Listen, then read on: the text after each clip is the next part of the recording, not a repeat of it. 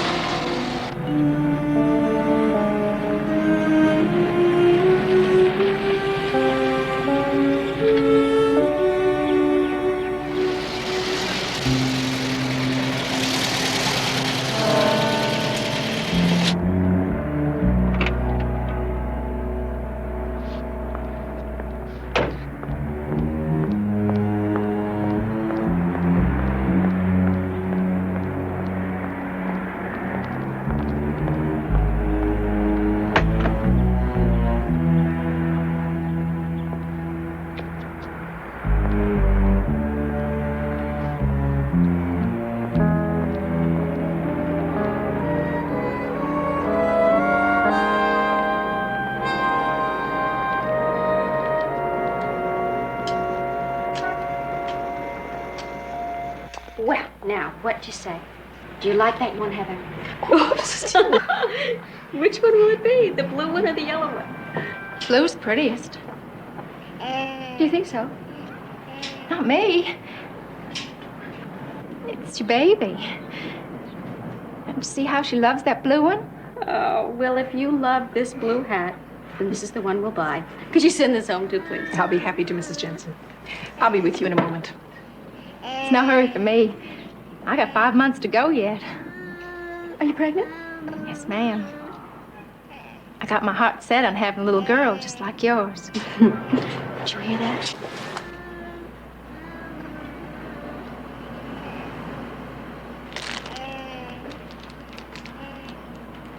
Something like this should be safe, huh? Well, rattles always are, particularly yellow. We'll send that out to you Thursday, Mrs. Jensen. Wonderful. Thank you very much. Now, may I help you? Yeah, I'd like this, please. Cash or charge? Ready? Cash. Oh, here we go. Oh.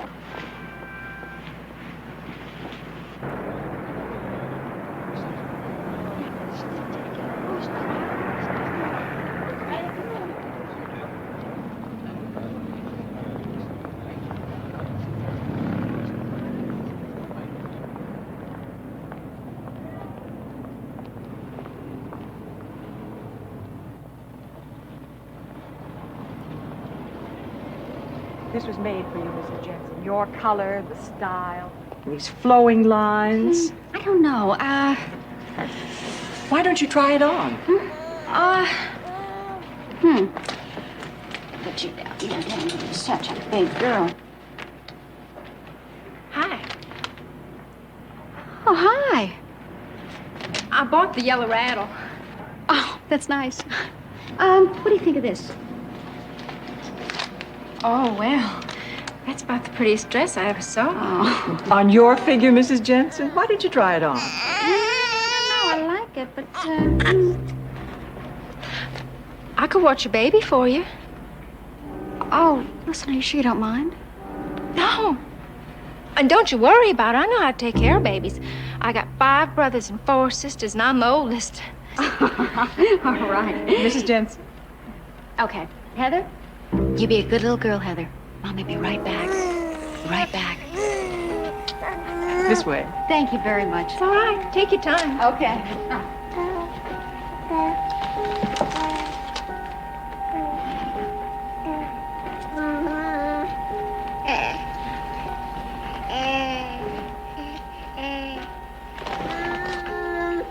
Did you miss me, Marianne? 1, 2, 3, 4, 5, 6, 7, 8, 9, 10. Stretch it out, heads up, back straight. Good, good. Stretch it out, stretch it out. Good. Keep stretching it out. Okay. What we're really working up to is we're going to be working up to this exercise.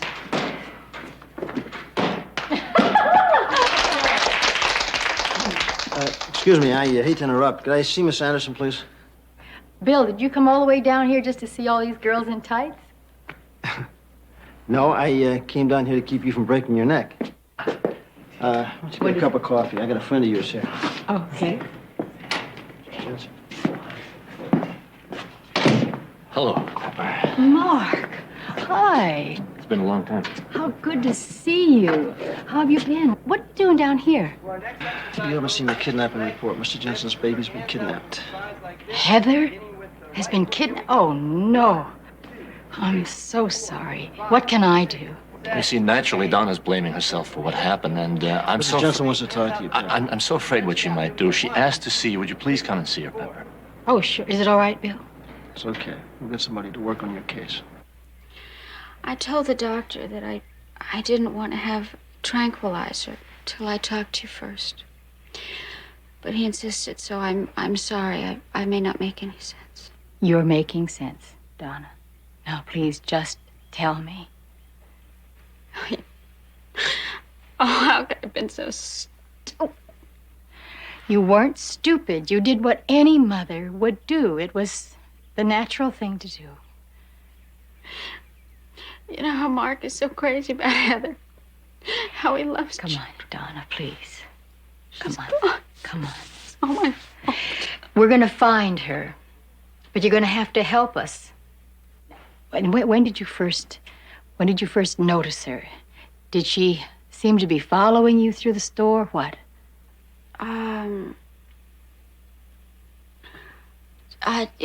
This may sound silly. And maybe, I'm sorry, I'm so tired. Come on, Donna, stay with me. But this morning, when I left the house,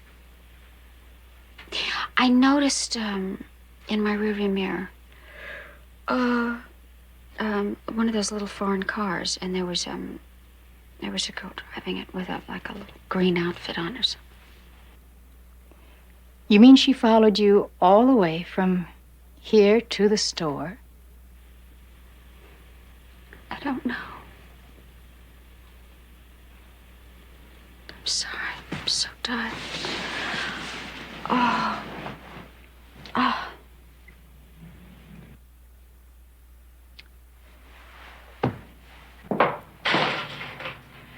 Mark, Yeah.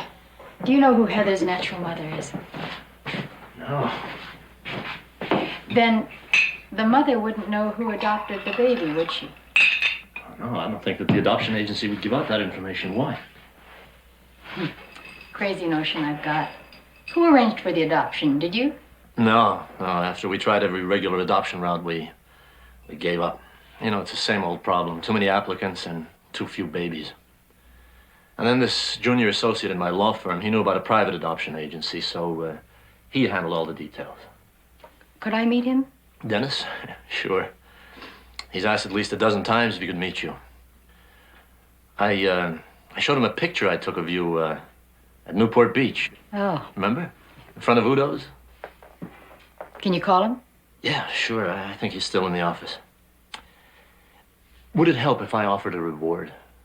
It might. Okay.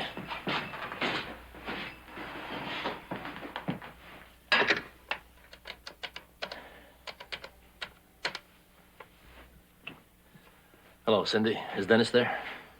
Yeah, I'll hold him. You know, what worries me is how they're treating Heather.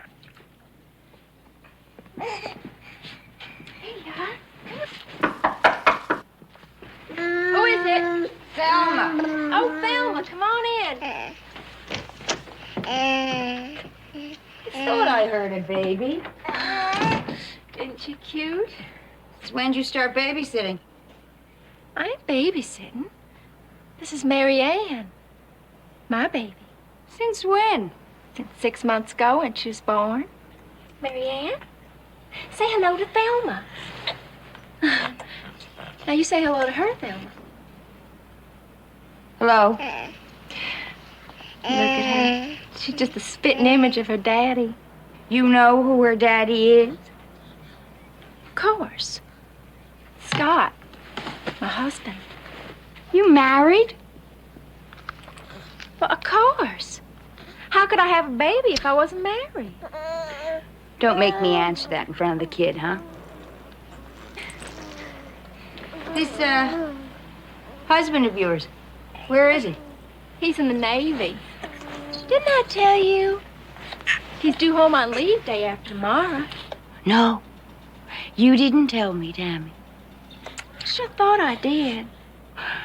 Where you been hiding, Mary Ann, is it? Mm-hmm. It's named after my prettiest cousin. That's where she's been staying. At her house. She lives right here in town. But I went to see her every day after work. Didn't I, honey? Yeah. I thought sure I told you that. No. No, there are a lot of things you didn't tell me.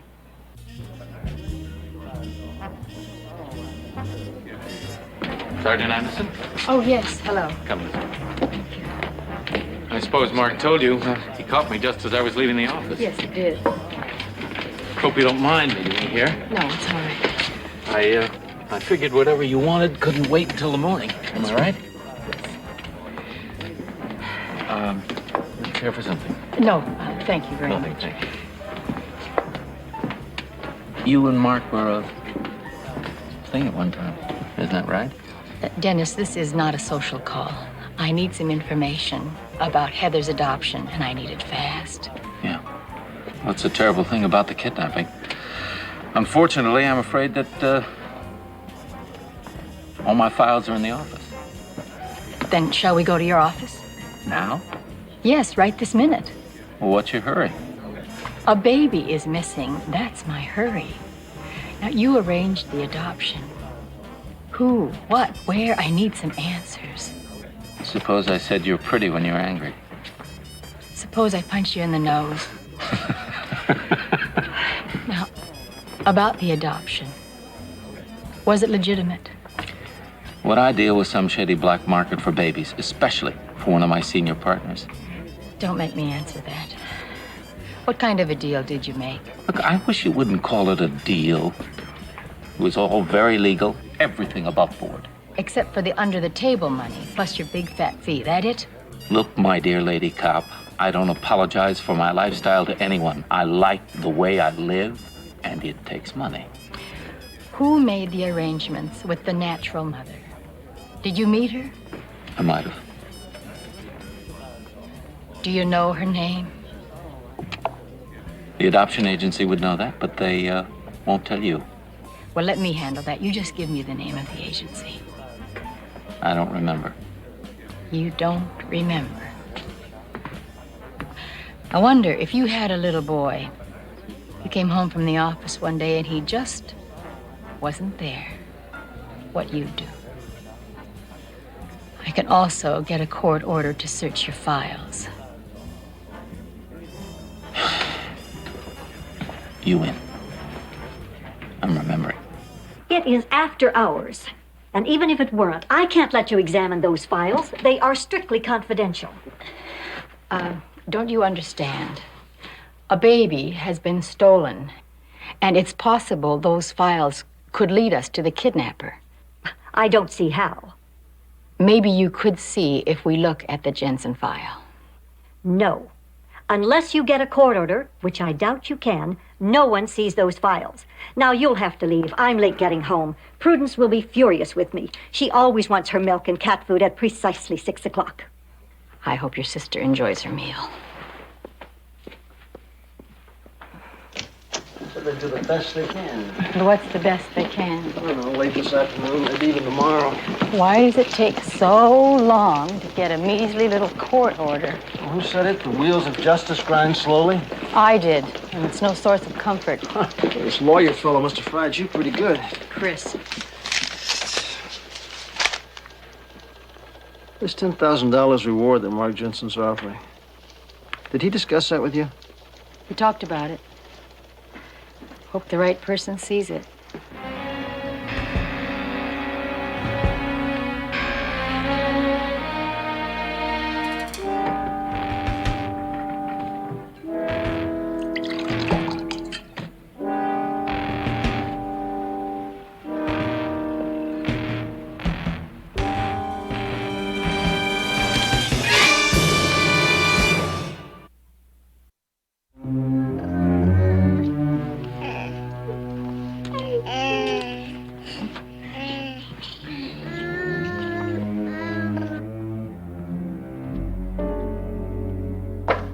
Who is it?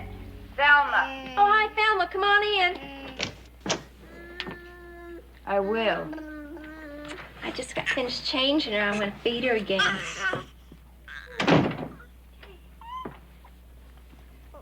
Marianne?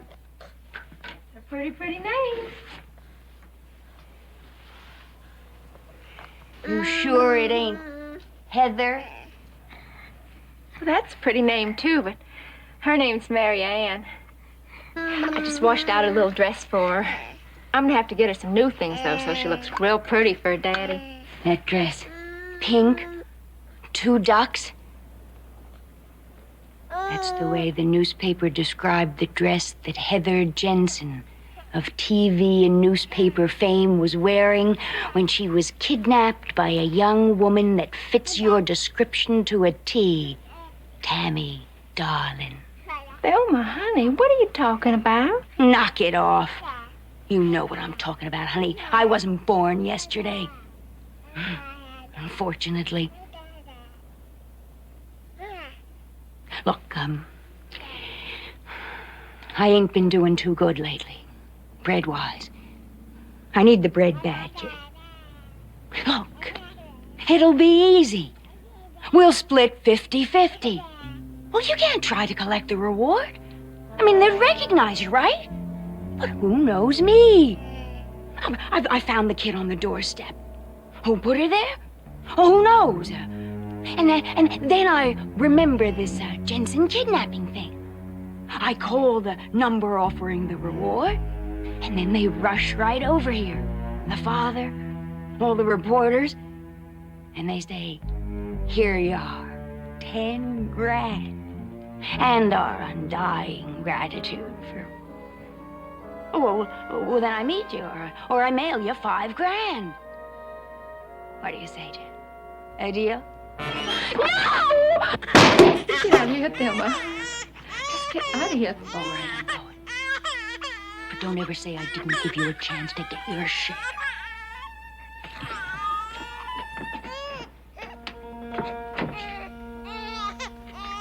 You're gonna be sorry, kid.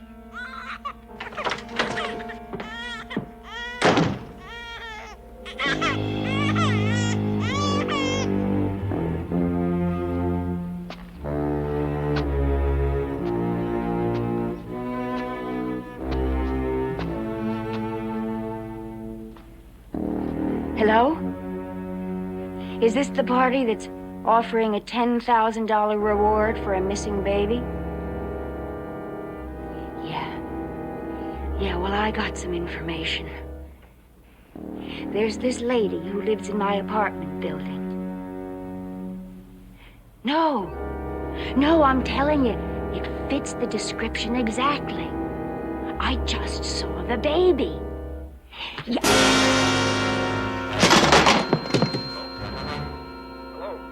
She's my baby. Who is this? I didn't steal her. She's my very own baby. Hello? Thelma was calling about a kidnapped baby, one in the newspapers. She was talking to the baby's father at the time. She never mentioned it. I mean, you don't know where she could have seen this baby, did you? You know, funny thing, I thought I heard a baby crying the other night, and I said, no, it's got to be Mrs. McCreary's cats next door. She keeps cats, 6 of them. But first you thought it was a baby, right? Yeah, that's right. Could the sound have come from this apartment? You know, it's a crazy thing, but I thought it came from Thelma's room. I mean, crazy. She entertains a lot of men in her apartment, not any babies that I know about. It could have come from downstairs. Just below? Yeah. Who lives down there? Tammy Swanson.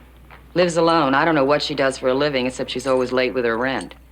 Hey, come to think of it, let's go have a look. I'm gonna see if everything's in one piece. Maybe we better wait. I tell you, I don't have a warrant. Oh, wait, what for? She's 4 days late in her rent. Maybe she'll skip through the furniture. Come on, let's look. Listen, if she's taken off with anything, I want you to make a report. I'm sick and tired of being ripped off, you hear? Yeah, look, we're conducting a kidnapping homicide investigation here, so since we don't know where that might take us, but I'd appreciate it if you just wouldn't touch anything, all right? All right.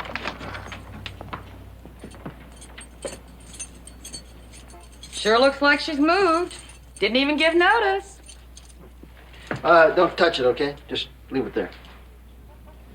You know, she shouldn't have done that. I mean, she should have given notice. Yeah. Don't touch the towels. Just don't touch anything, okay? Okay. Hey, what's this? Whatever it is, lady, don't touch it, all right? My name's Tammy. T-A-M-E-E. My mother never could buy the letter Y. That's because when she was a little girl, there's this little boy next door who kept shooting her all the time with a slingshot. See what she means. Oh, I'm Jim Magruder. Hi, Jim. This is my wife, Ann. Hi. And this is Jennifer. I wish we could help you find a cheap apartment, but in this neighborhood, no such thing. Really? There's nothing? Especially with a child. Don't we know? I'm so tired. I've been driving for days trying to get here before my husband's ship gets in. It's due in tomorrow. Jim, what about the sofa in the living room? Sure. Stay with us tonight. You mean it? If you don't mind the sofa the Salvation Army rejected, you're welcome. I wouldn't mind no hay stack in a barn. Fact is, on the way up here, I was looking for an oak barn to stay in. Doesn't seem to be too many out this way. It's all very legal. I recognize a court order when I see one. Not that I agree with it, but I obey the law.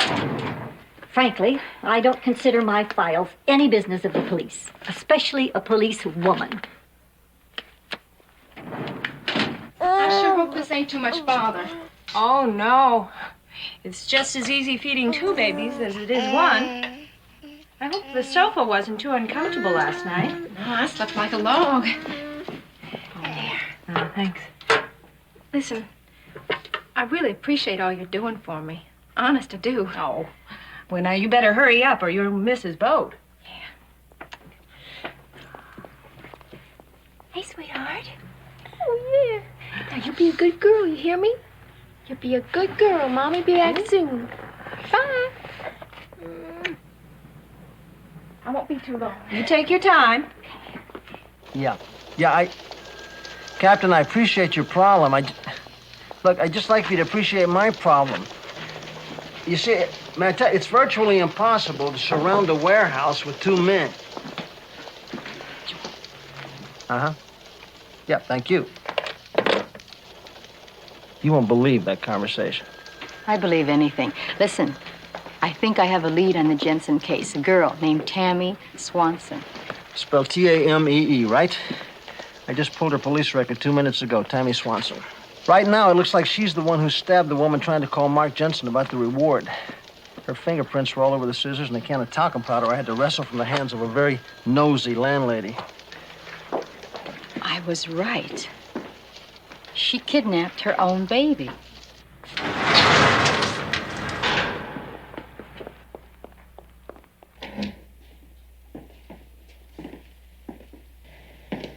Hi, honey. What are you doing here, huh? I told you I'd see you at the apartment when I get out. I know, but I moved. So I had to come here. I'm staying with the nicest couple you ever did see. Ann, that's the wife. She's babysitting our little Mary Ann right now. Oh, and I told a little white lie I don't think you'll mind. I told him you was a sailor coming in on a ship. I mean, it doesn't make any difference if they think that. Mary Ann. Now, who in hell is Mary Ann? Don't you remember? We always said we'd name her Mary Ann. And she's so cute. You just can't believe how cute she is. I thought maybe tonight, you, me, and her could get a little motel room down by the ocean somewhere. Wouldn't that be fun? Just the three of us, huh? You got the apartment number where you're staying at? Yeah. I wrote it down in case I forgot.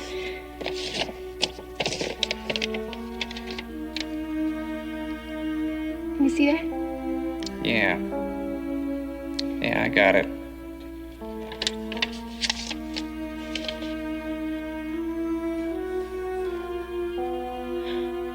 Well, I guess I'll wait out in front for you, huh? Oh, no. You wait at that address, you understand? All right. If you want me to. Won't it be fun, honey? Just the three of us. It's her. That's the woman that took Heather. Heather's own natural mother is the kidnapper? How would you know where to find Heather? Mr. Ross? I'm afraid that's something you'll have to ask the adoption agency. I'm afraid that's something the adoption agency can't tell, but I think you can. Dennis, if you know anything at all about this, you better tell us now. Look, Mark, let's get one thing straight.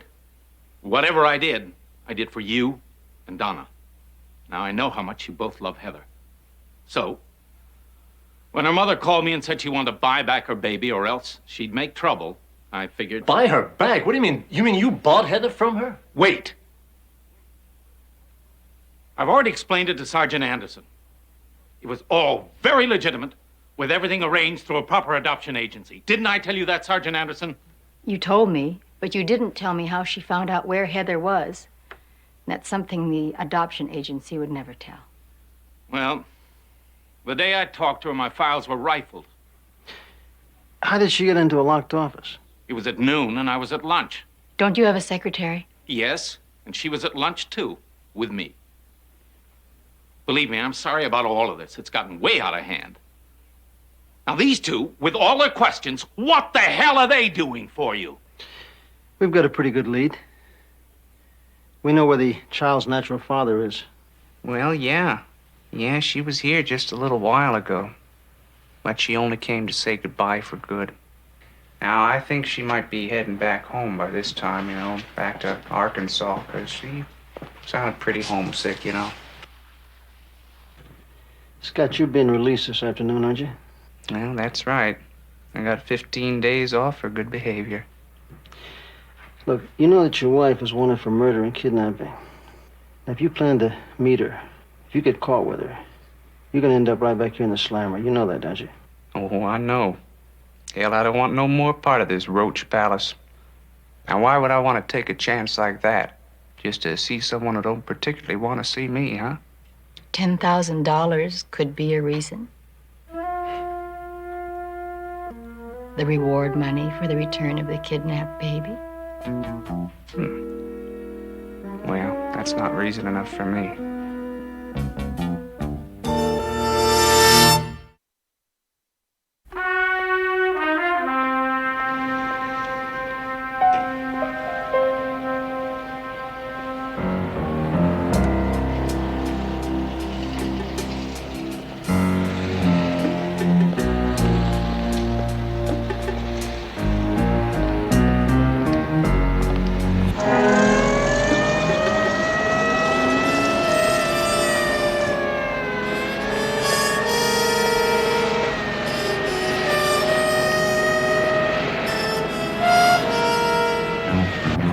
Took a cab, number 1643.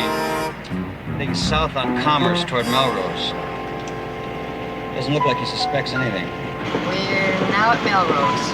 There he is. 1643. We spotted him. See you, too.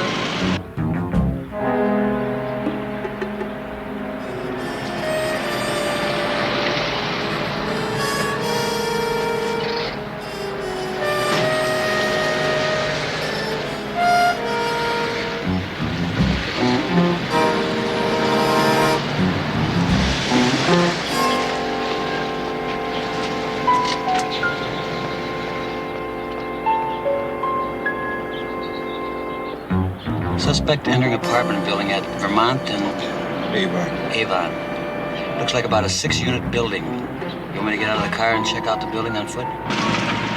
No. No, he could figure we're tailing him.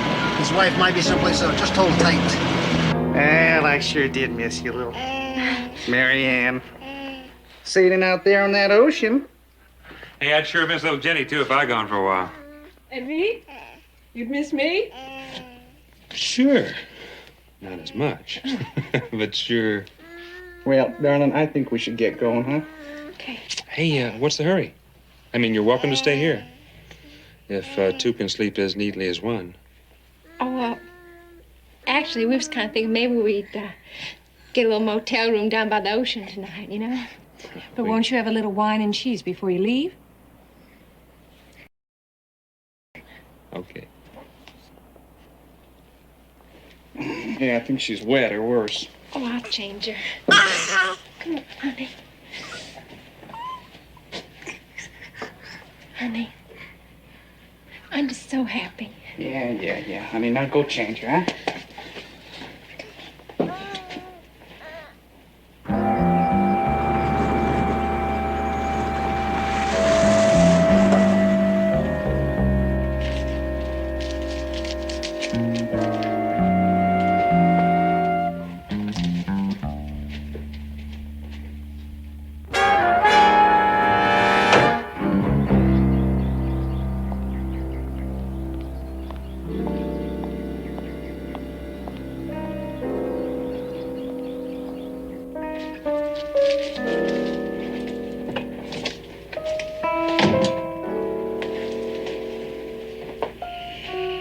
Pepper and I are gonna go around the back. You guys stay here.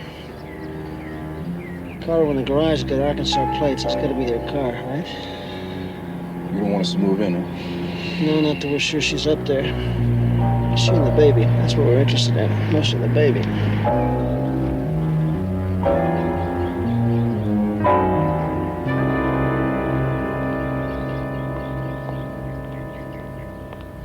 He must have followed me all the way from the ship and parked out front there across the street.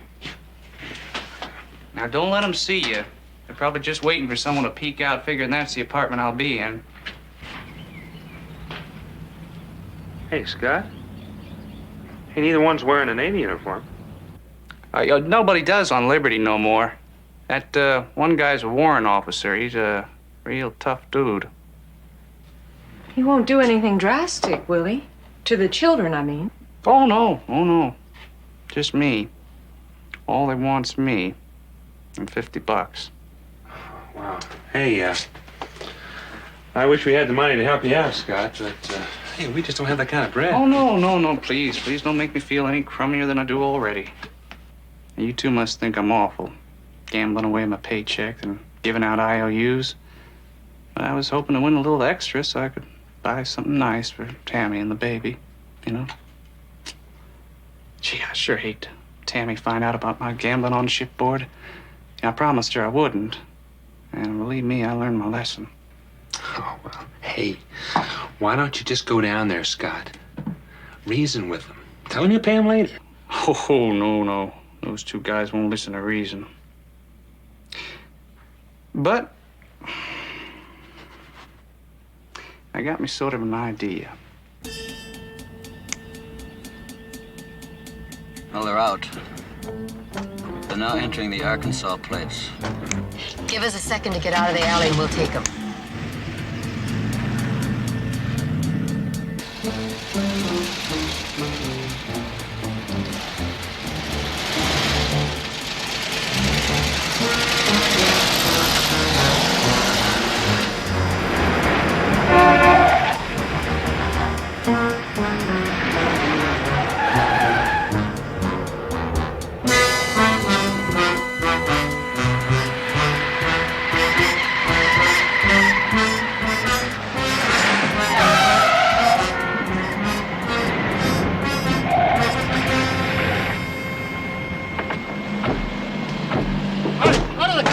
Police, freeze!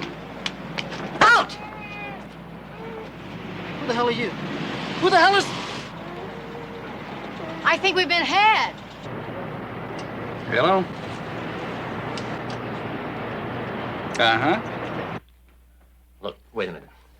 Before there's any more discussion, can you positively identify the baby? Describe anything unusual about her? Look, I had so many...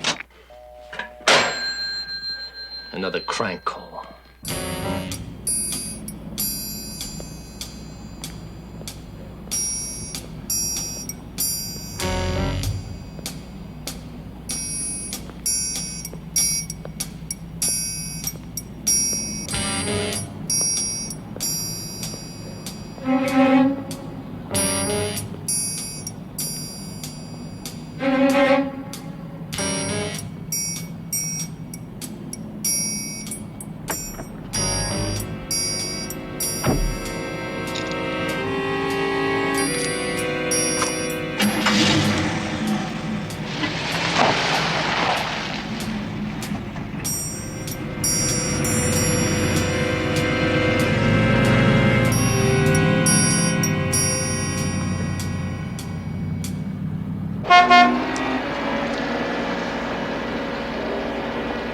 Hey, where'd you get the car? Come on, we ain't got all day.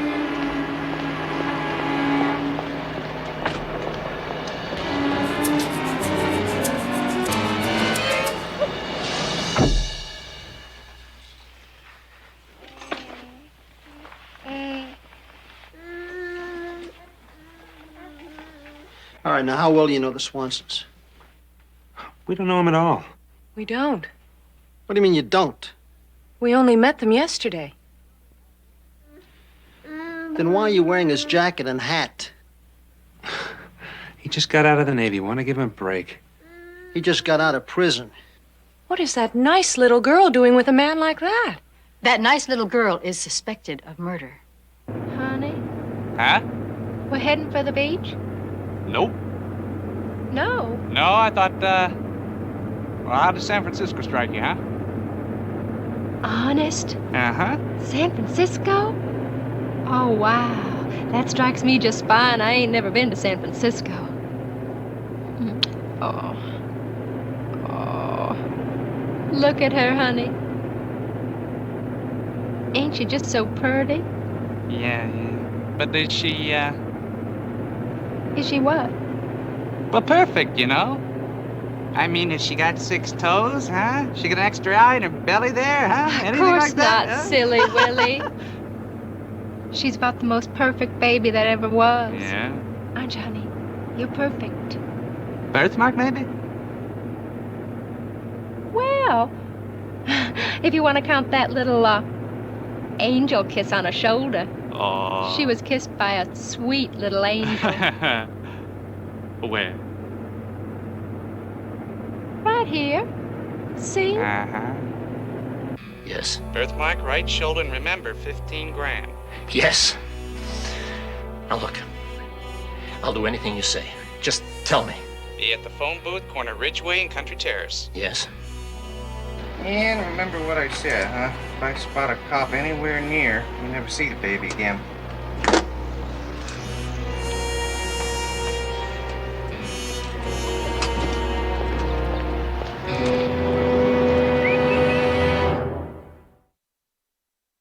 I still think you should tell Pepper. No, he said no police. Mark, how can you trust a man like that? I couldn't. Anyone that would take a reward for their own child. Look, Pepper warned me that it might happen. Well, this then way. call her and tell her. I said no! Honey, please, look. All we want is Heather right. Now, we don't want to do anything to jeopardize her return here. Her safe return. All right, then I'm going with you. No, please, stay here, all right? No, I want to go. I want to take care of her. Let me just go get my coat. Roger. What else did she touch? Do you have any idea at all? Code 2 to call the Jensen house. Did she come near the glass table? Did you ever touch that? What about the stereo? Look, Donna, it's me, Pepper. Yeah? He said no police. We're taking the money to him now. No, I don't know where. Mark's leaving. It's going down now.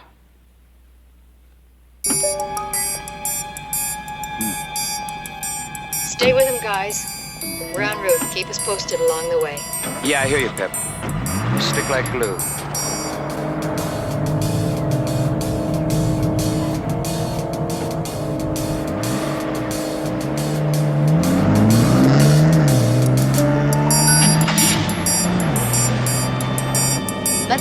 freeway, Bill, huh? It's faster? Yeah, I can get another left down here. Okay.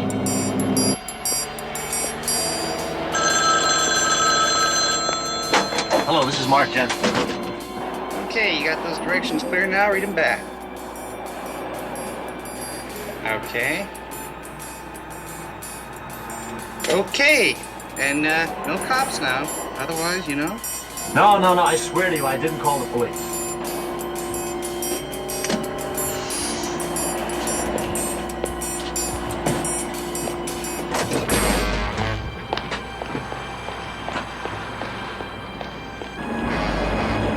Hey, what's the box for? It's our nest egg.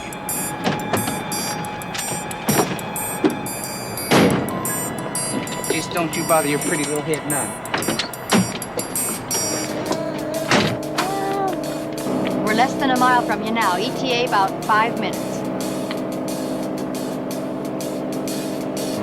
They're heading toward the park. Roger.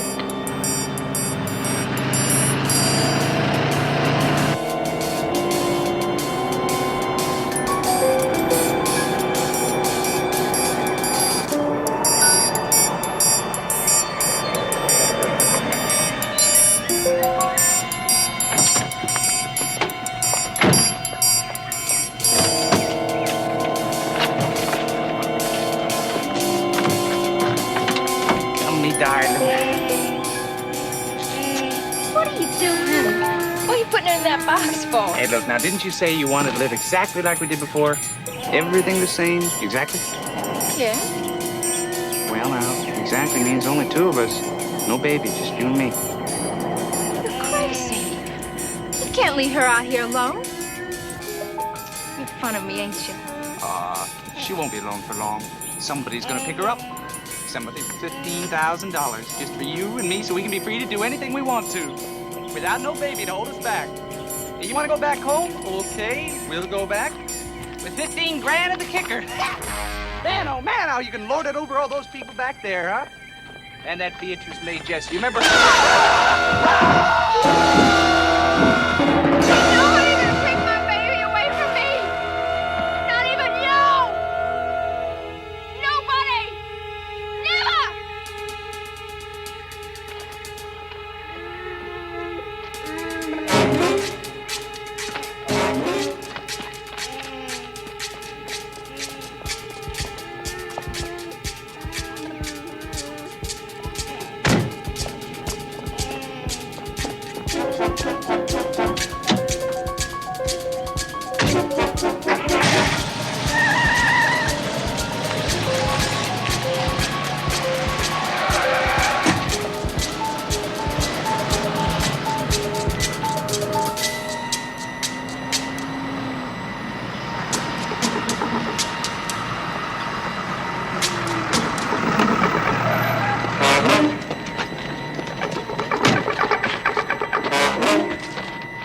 Oh, dear God. Oh! Oh!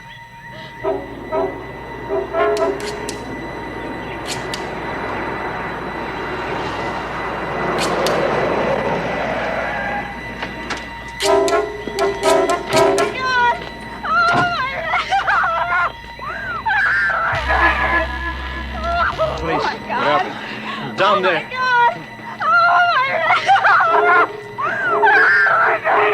Listen, the girl must have Heather.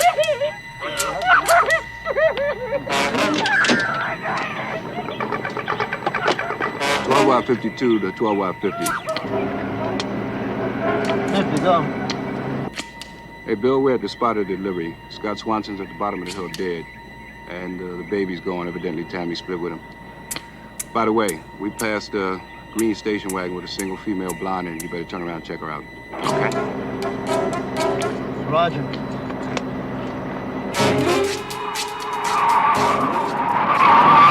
That's her.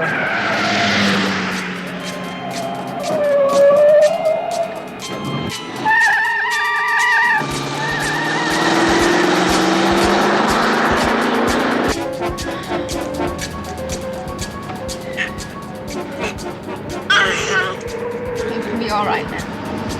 Don't you fret none. Mom will take care of you. Nobody's ever gonna take you away from me again.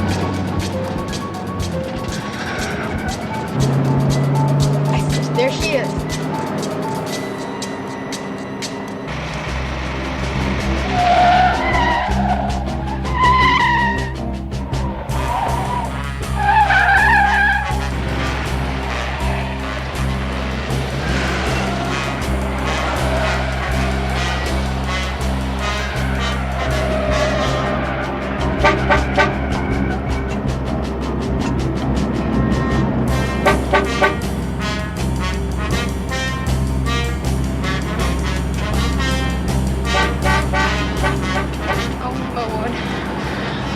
There's somebody after us now.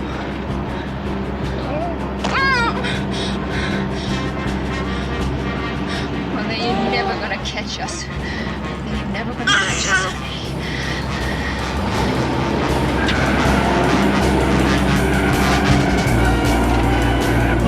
Bill, you better back off. I know this road. Back off so she can slow down, or else she's gonna go right over one of these edges. Come on. I hate to lose her. I don't want to lose her. I know, but we can't lose that baby.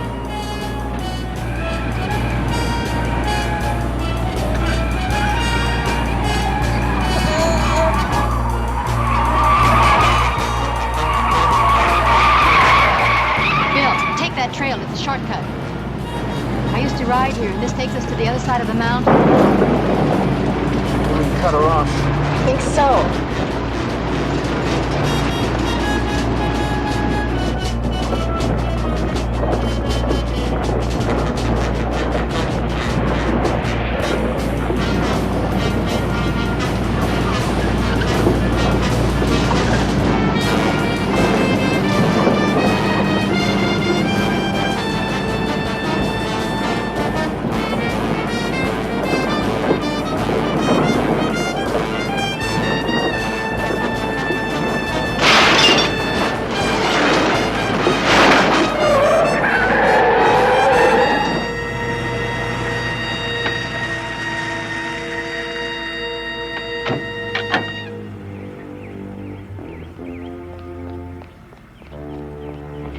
Oh, thank you.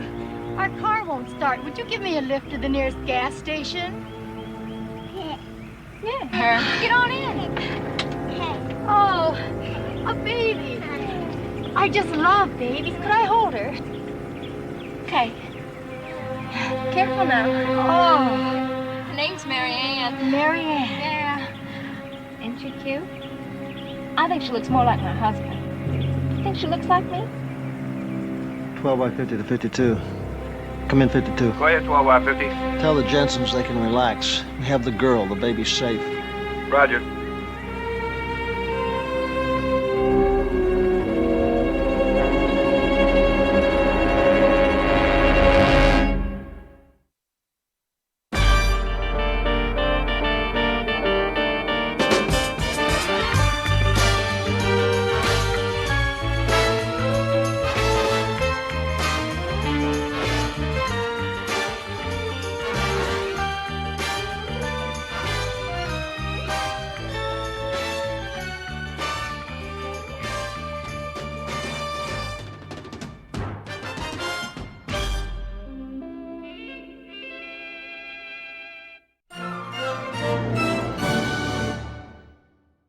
Captain wants me to put together a team of half a dozen female officers, dress them up like older ladies. Good part for you. You don't like my legs anymore? Maybe I'll shape up, huh? You're the one who insists on getting married. I think living together is perfect. I'm passing the old lady.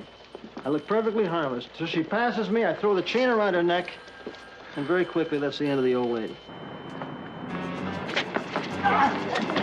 Pep's in trouble. Move in.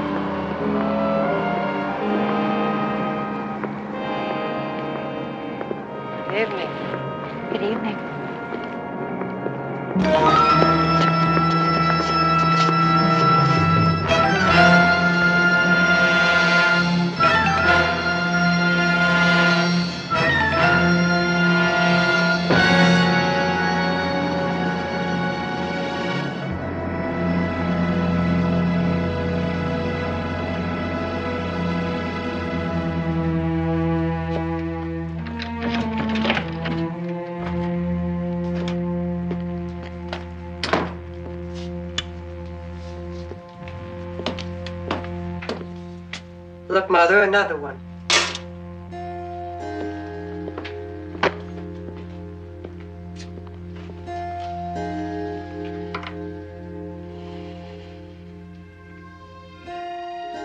Tommy, will you brush my hair, please?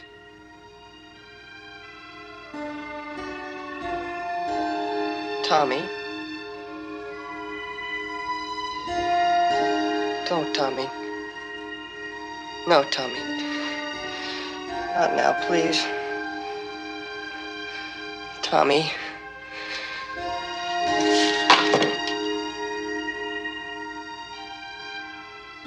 Charlene.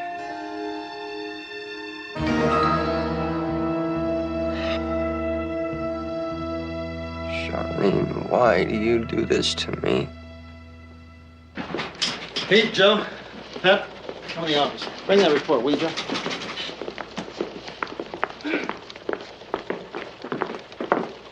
Okay, now we should be operational by tomorrow night.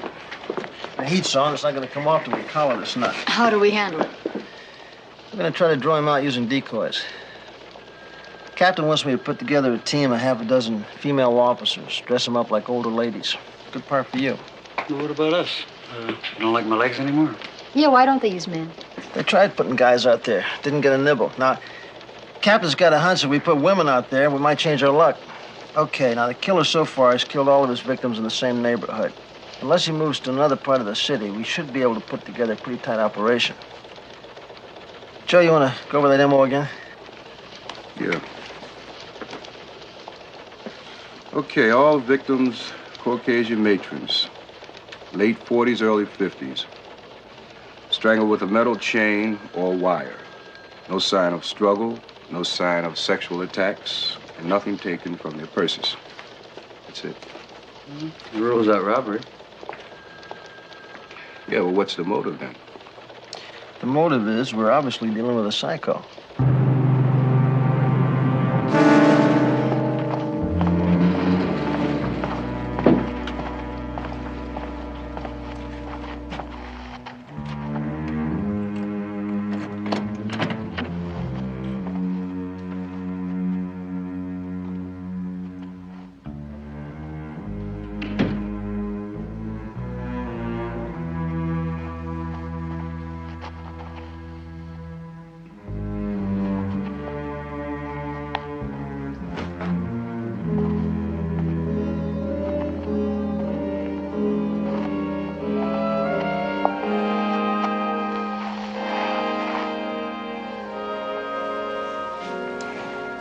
I didn't expect you to be out this late. Well, you want me to stay irresistible? I need my nights working out at the gym.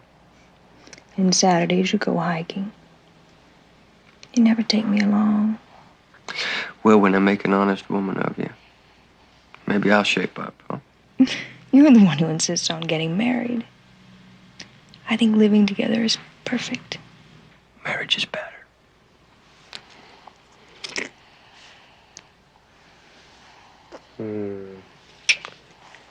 So you want to marry me? I do. I do want to marry you. That's better. Oh, I love it when you come home like this. Just working out in the gym. Really do that? It helps. Okay, we just received an additional report. It happened again last night, so everybody be alert. Will you? Just be alert. Bill, what about a backup? We're going to have plenty of backup. First of all, we're going to try to keep everybody in sight.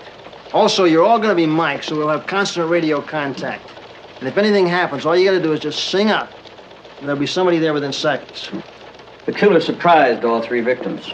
So apparently it doesn't look like your cliche bad guy. That's right. None of the victims showed any sign of a struggle. None whatsoever. Apparently, he strikes without notice. Just before anybody can even attempt to defend themselves. And how do you think he makes his approach? I think you run into a situation like this. Pep, throw me that cord, will you? Okay. Pepper, you want to be the old lady? Now, I'm the killer. This is a sidewalk. Back up, will you, Pep? I'm walking along. I look very harmless. In my hand is concealed a chain or a wire. I'm passing the old lady. I look perfectly harmless. So she passes me, I throw the chain around her neck, and very quickly, that's the end of the old lady. Now, if you're prepared for this, you can't be totally surprised. Keep your hands up near your throat at all times to protect yourself. Very important. Also, you're going to be wearing gloves like Pepper's got on to protect your hands so they won't get cut. Any questions? Anybody want to back out? Not you. I think you made the point. One other thing. We've never had a policewoman get hurt on decoy duty. But there's always that one chance, so watch yourselves out there, okay? Now, anybody want to get back to work? 12Y64 reporting a male figure starting to approach from the other end of the street, about 15 feet away. You got that, Joe? Right, Bill. It's an old man, Caucasian.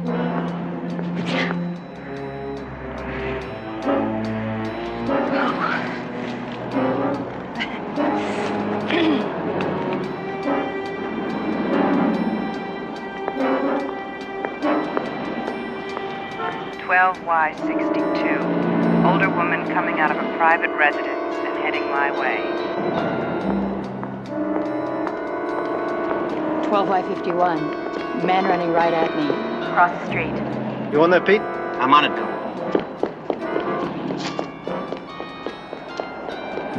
12Y51. He went into the John. The guy looked like he was about to come down on me. He's passed now. 12Y68. Male figure approaching from the end of the block.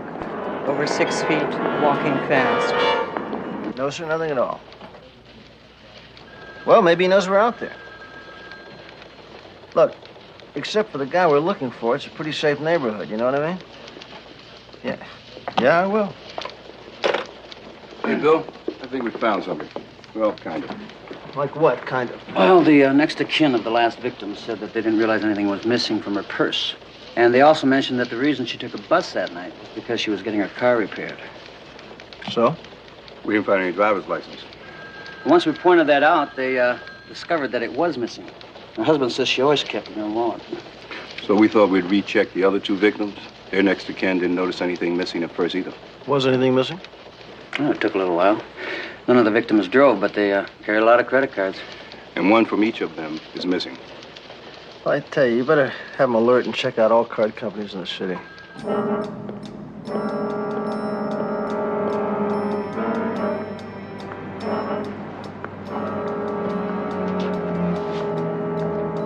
Spy. No one else in sight. 12Y62. Approaching the corner of First Street in Arizona. No encounter.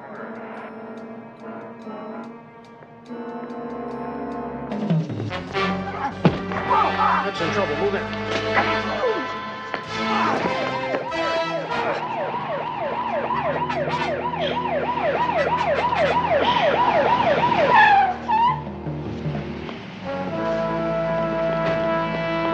There's a routine punk looking for some dough for a fix. Well, he got a nice one from Pepper last night. Okay, now we've been at it for a week so far. All we've come up with are 3 purse-snatching attempts and 2 propositions. Anyone getting discouraged? I have some kids that would like to see me. My husband's actually learning how to cook. Phil, how long do we keep this up? Just as long as the captain and I can keep his own budget, that's how long. We're starting to get a lot of flack about all this overtime. About another 2 weeks or so, right? I don't think we're going to have to wait that long for this nut to go after his next victim. 29 days elapsed between the first murder and the second, but only 17 between the second and the third. Now, I think this killer is going to start feeling that urge again any day now. And there's a full moon coming up, and you know, that's when the crazies get crazier. At least Bill does. There's nothing sacred with you.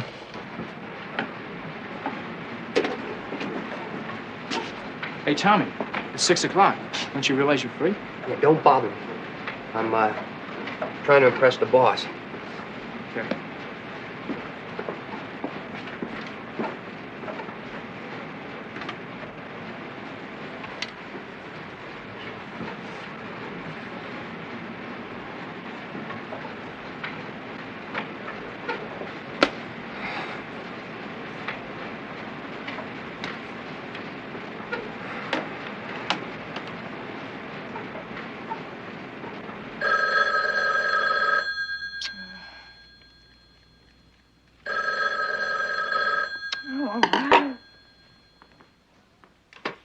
Hello? Hi, beautiful. Hi, yourself. Got some bad news. You're not coming home. I have to work late. Oh, Tommy, I had a sensational meal planned for tonight. Can't you put it off till tomorrow night? I suppose. Oh, and since I have to work late, maybe I'll stop off at the gym and get a little workout. Yeah, sure. Oh, and before I forget. What? I love you.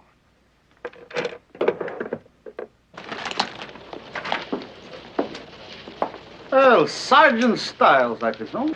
Oh, Peter. How you doing? All right. And Brewski's typewriter's on the bum. He's using my desk. Where are Bill and Pepper? Oh, up with Parks talking about full moons and Dracula. My favorite subject. How do I look? You know the guy I busted about a couple of weeks ago? He had all the stuff in his pocket. I guess he was some sort of year-round Halloween freak. I could use this, maybe. Yeah, Investigator Stiles. Okay, right away. Well, Parks wants us in the meeting with him.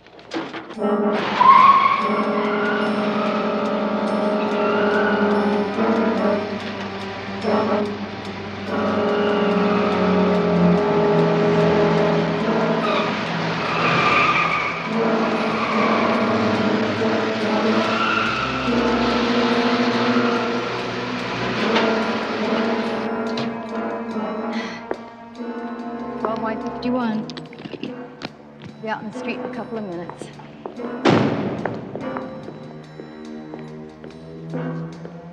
Well, by 51, stand by. I have company.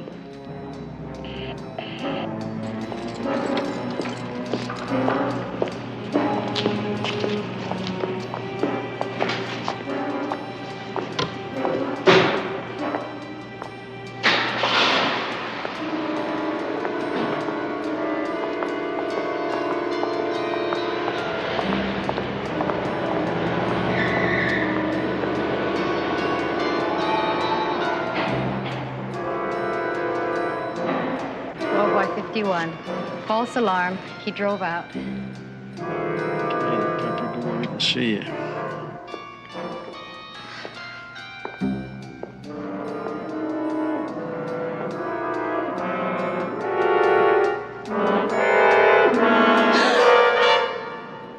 Oh, you startled me.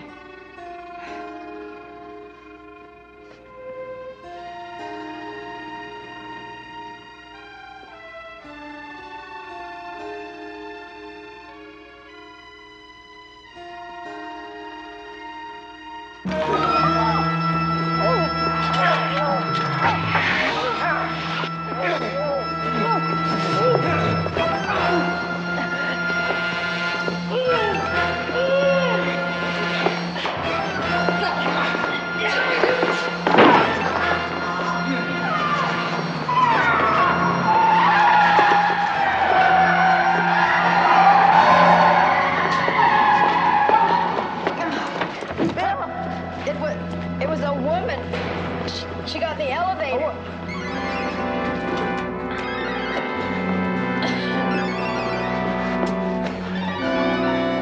That's 450. I want this entire area sealed off. The suspect is female.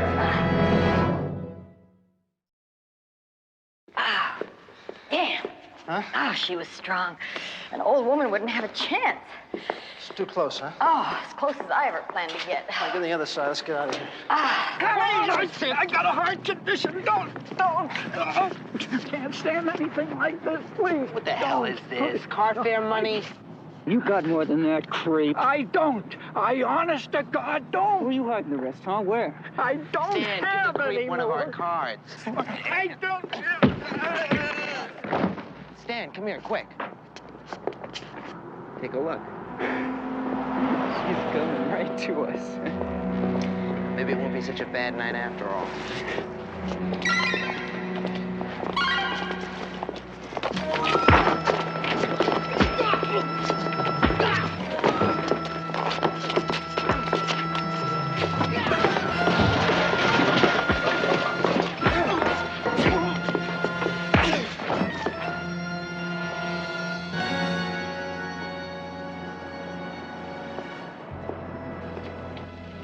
hair is no good. Let me try this one.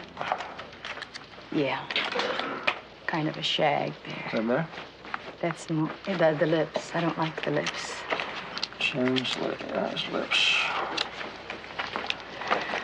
Let me see that grabs you. No. More like that, number 20.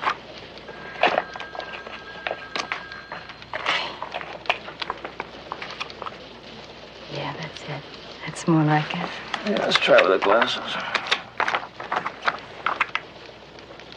Mm-hmm. Is that? That's it. Hey, Bill, I just got a call from a friend of mine. He's at the hospital ward of the Central Jail. He was telling me this story. He was laughing so hard he could hardly get it out.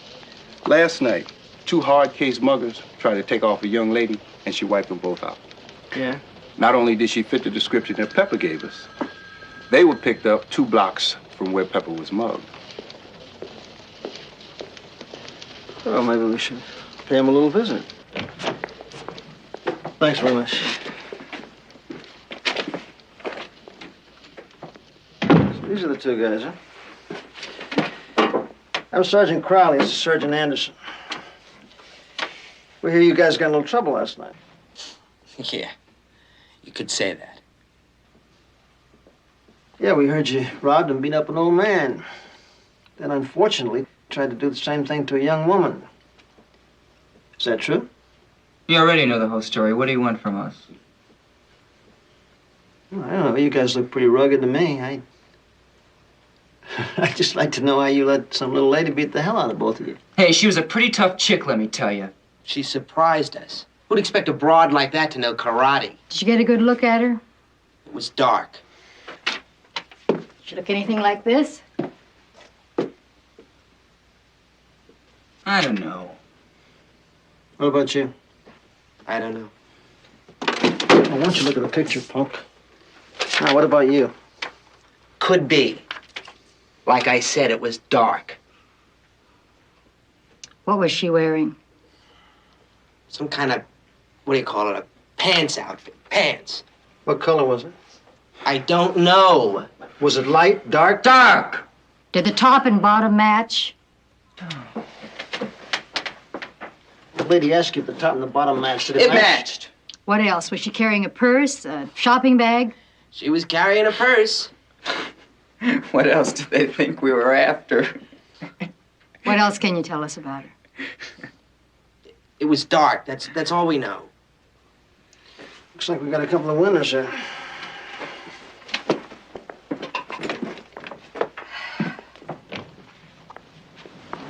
Hey, you are gonna try and catch her, aren't you? For a couple of law-abiding gents like you guys, she's gonna pay for what she did to you. What do you think? Well, I can't be positive, but it could be her. Well, I guess we spend the rest of the afternoon on Park Avenue. It's all yours.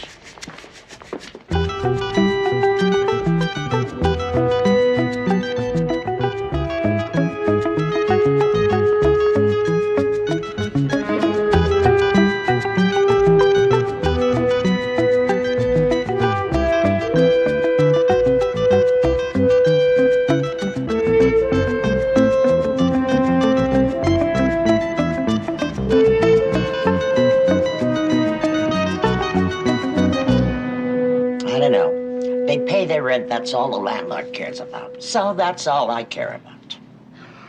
She doesn't look like anybody you've ever seen. Tell you the truth, I don't pay much attention. We've got a few ladies living here. Could be one of them. Well, would you just give me their names and the apartment numbers, please? Do I have to? I got a meatloaf for the Yes, oven. if you wouldn't mind. It's important. Okay. I got Sylvia McCarthy in 401. Linda Maxwell in 311. Charlene Parker, 312. Can I see the picture again? Yes. The hair's different, but you know, that could be Charlene. 312, you said? Yes. I thank you very much. You're welcome.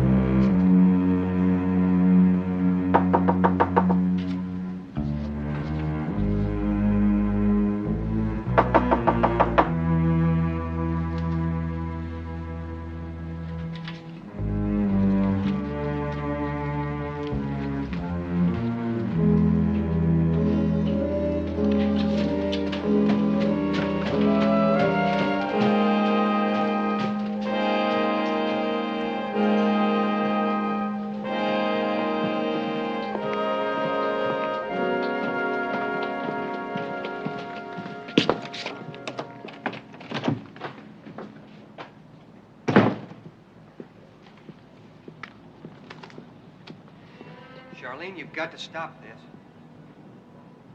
Yeah? Why should I? You really don't care what this is doing to me, do you? No, not really. It's my life, and I'll do what I please with it. Charlene, you know I promised to take care of you. I don't give a damn. Can't you get that through your head?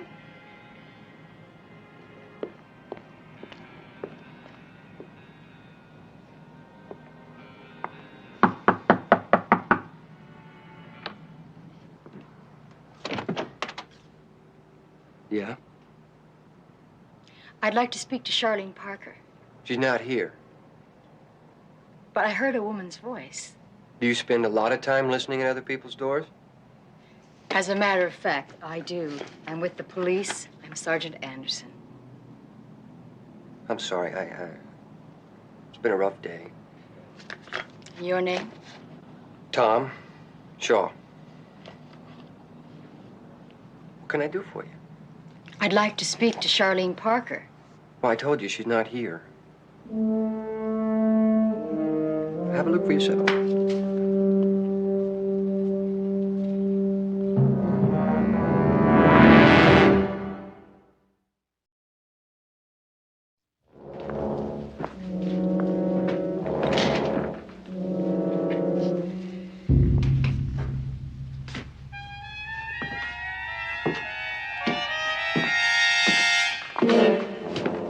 Is this the bathroom? Mm-hmm.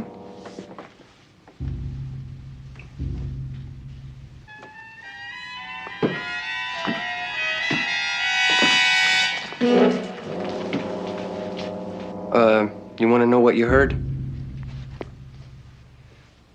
TV. I like it loud. Do you live here? No, just a friend with a key. Your friend, what time do you expect her home? Charlene? I was hoping she'd be here now. She in some kind of trouble? No, we want to question her about someone we're looking for. I see. Would you ask her to call me, please?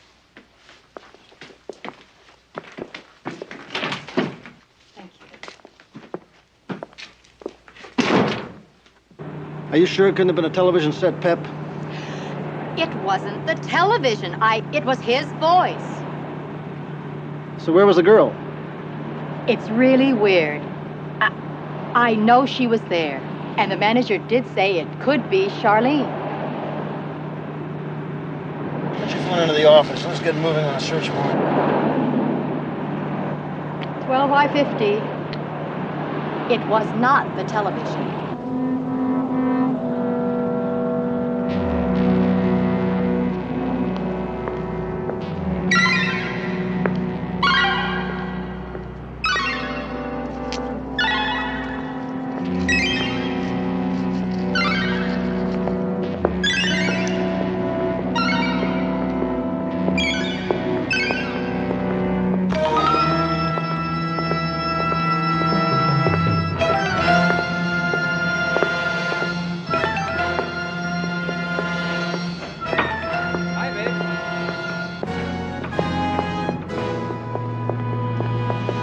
Say it's a search warrant?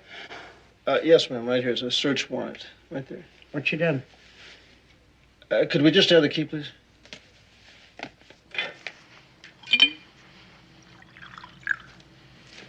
Tommy, if there's something wrong, I think you should tell me about it. There's nothing wrong. Can I just be in a mood once in a while? Sure, but But what?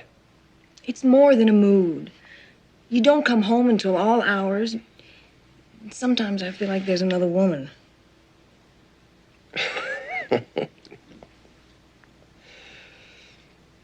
Oh, baby. No other woman. Hey, we got a weekend coming up. And you'll be off in the mountains hiking. No, we'll be off. And you've always wanted to come with me. So, I'll call in sick tomorrow. And we'll sleep in, have a late breakfast. Okay?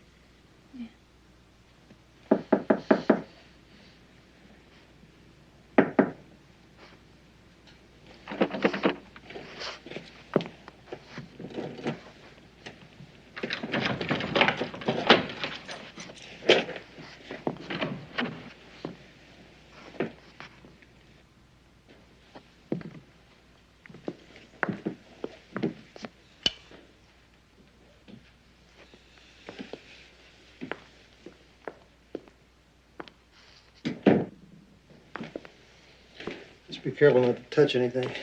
We'll probably have to dust for prints. I never would have thought of that. That'll be smart.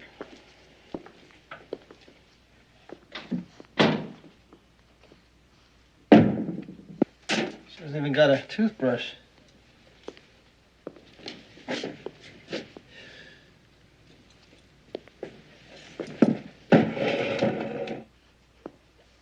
Bill, look at this. Oh, what do you got? This outfit. What about it? It's like the one she was wearing. You sure? Well, I can't be positive, but it's awful close. I don't think anybody really lives here. There's no sheets on the bed. Looks like nobody sleeps here. No sneakers, no jeans, a couple of wigs. You think she just comes here to change clothes? I don't know. I think these are all costumes. If she just uses this place as a way station, why she got all these photographs up here? These are all the same woman. Could be her mother.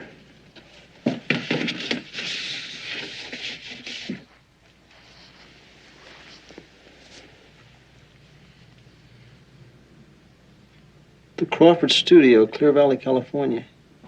Yeah, that's Mrs. Shaw. She died about 10 years ago. Stroke, I believe. Did you know her well? No. Just that everybody knew about the terrible thing that happened. And what was that, sir? It mustn't have been more than a few weeks after this was taken. Her husband and little girl got killed in a car accident.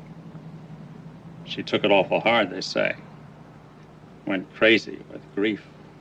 Anyway, nobody was surprised when she passed on some years later. Did she have any other children? A little boy. What happened to him? Last I heard, he was living with his Uncle Martin Shaw. Tommy was only a toddler when his father and sister were killed. How old was the sister? Charlene? She was 6. Did you say her name was Charlene? Yeah, Charlene. She meant the world to her mother. The loss affected her mind. Oh, in what way? Well, she couldn't accept Charlene's death. So, to her, Tommy took the girl's place. She kept him in dresses until he was school age. Well, now, are these pictures of Tommy or Charlene? Pictures of both. Yeah. He finally went to school as a boy, but he had to wear dresses around the house until he was 7 years old. Tommy rebelled and refused to dress that way anymore. His mother just couldn't understand why. Now, let me get this straight. The boy lived with you after his mother died, right? Oh, yes, until he graduated from high school. And do you hear from him? Oh, Yeah? all the time. Could we have his address, Mr. Shaw? I can... Right here. Also, sir, do you have a more recent picture of him? Oh, yes, I have a picture taken just after graduation. Can't you tell me what he's done? We're really not at liberty to say right now, Mr. Shaw. I'm sorry. He's a nice boy. Wasn't exactly what you'd call happy, but I can't imagine him doing anything wrong. How did he get along with his mother? Oh, he loved her very much at times. Then, again, he could hate her pretty bad. Even refused to go to her funeral. Yeah, Papa made positive identification from his graduation picture. Now listen, I want him kept under surveillance until that apartment is dusted and we can check him with DNV. You got that? We'll be there in 30 minutes.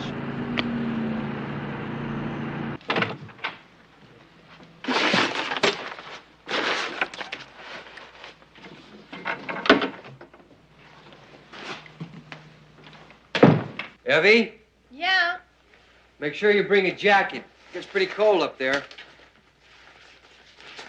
How's this for starters? Sensational. Are we really gonna sleep on the ground? Mm-hmm. Sounds pretty grubby, huh? Want it back out? No. Even if I have to stay dirty. You won't have to. There are plenty of cold, icy streams. Oh, Evie, make sure we have some heavy socks, too. Oh, shoot.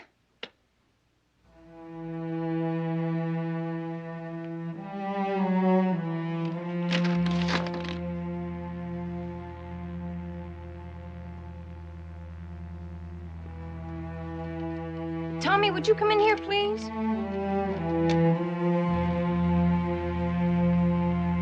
Tommy. What are these? What do these mean? Who do they belong to? Tommy?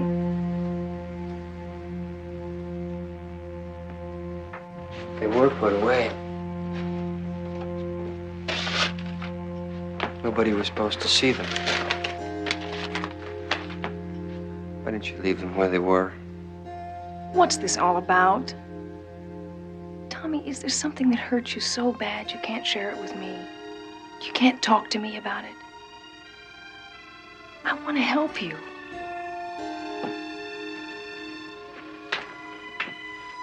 I find an envelope taped to the bottom of the drawer and open it. What is it?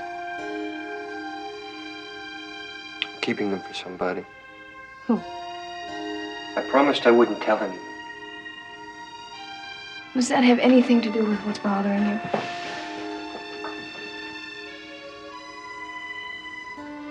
Then for God's sakes, tell me.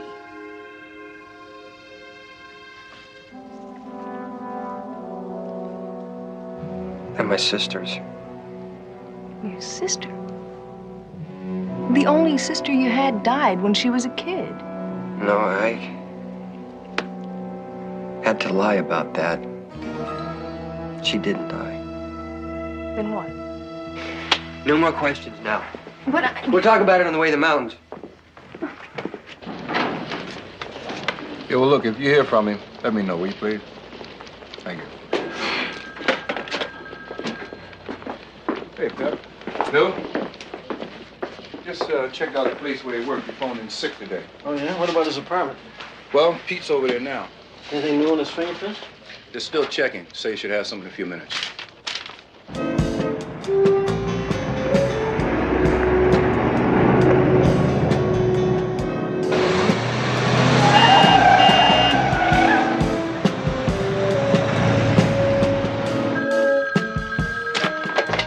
Crowley, yeah. Okay.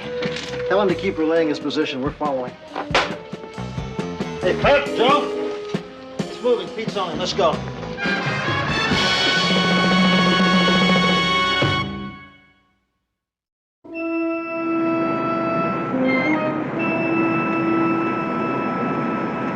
Suspect traveling north on Pacific Coast Highway. Charlene didn't die in that accident. Just my father. But the accident affected her mind. She had to be put in a sanitarium. Mama didn't want to tell me about it until I was about 10 years old because, well, she was afraid I wouldn't understand. After she was released, Mama got sick. I sort of started taking care of Charlene. But when Mama died, Charlene split. Why didn't you ever tell me this? I didn't want you to become involved with her and her problems. We're just passing State Beach. Yeah, that puts us about 10 minutes behind. What's the speed? Just maintaining 55. Why do you keep seeing her? I promised my mother that I won't. But you were just a boy, Tommy. I felt responsible. I wanted to do it, though. There's always been that bond between us. Did she like you? You know, I think she needed me more than she needed anybody else. Okay, I think I'll close the gap a little. We just got an affirmative on those prints from DMV. Yeah, so I heard. After I started living with my aunt and uncle, Charlene would contact me from time to time, but she would never tell me where she was or agree to see me. You should have told me this before. You don't know her, but she has a way of getting a hold on people. Does she have that much of a hold on you? I think she enjoys seeing me suffer. Pete, he's our man. Just don't try anything alone, okay? I got you, Bill. Roger and out.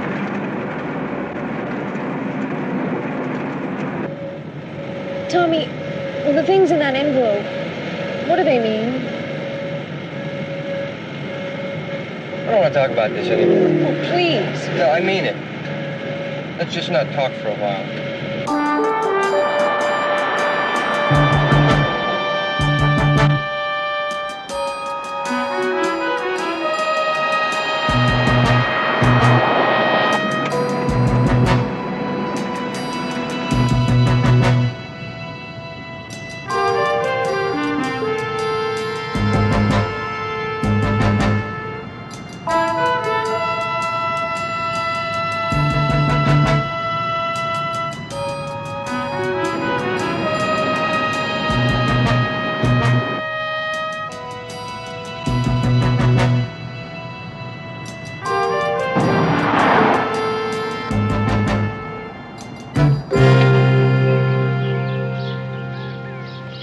Tommy? All of a sudden, I don't want to be doing this. You want to go back? I don't know. I feel so strange. With me? Just the way things are. Evie, don't worry about it. I just thought it best you not knowing, that's all. I can see now where I was wrong. You've got to help me understand. I will. I feel better already just being out here. Come on.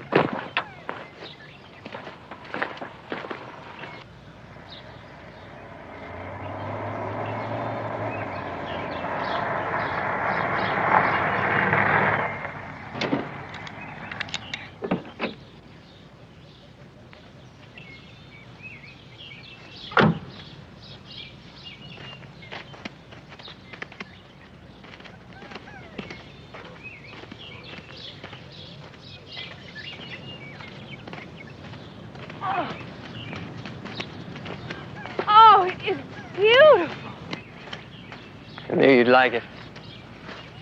Do you always come here alone? Uh-huh. Why? Kind of keeps my head together, you know what I mean? A couple of times, Charlene came with me. Thought it might be a way of reaching her. I mean, nobody else to do it, really. Tommy, how did she feel about your mother? She loathed her. So much so I couldn't believe it. You know, one of the first things she told me after we got together again was What? she planned to kill her.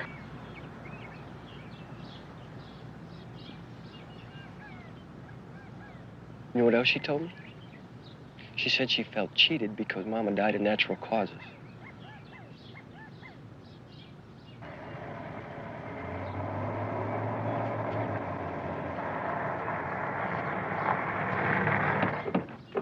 Where are they, Pete? Up there hiking on the trail. Let's go.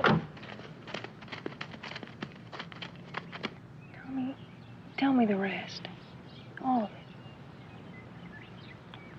What else you want to know? Do you really think Charlene was capable of killing your mother?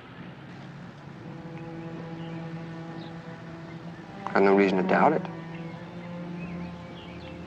She's killed her 3 times since. What do you mean? And each time, she takes something from them. Something with their name on it. And give it to me. What are you saying? To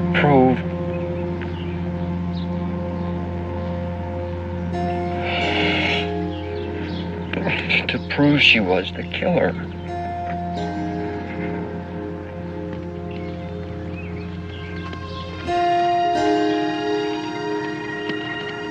The driver's license, the credit cards.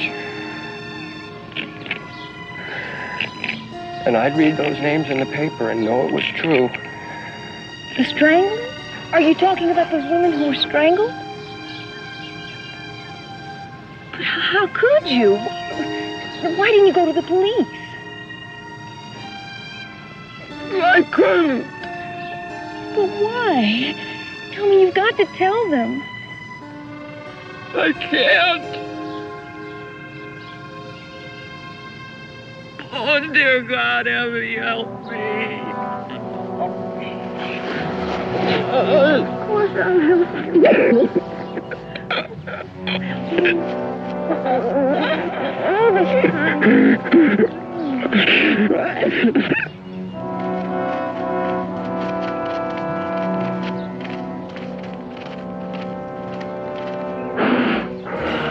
Tommy, I love you. Everybody else in the world. We're gonna take care of this together. Well, I mean it, baby.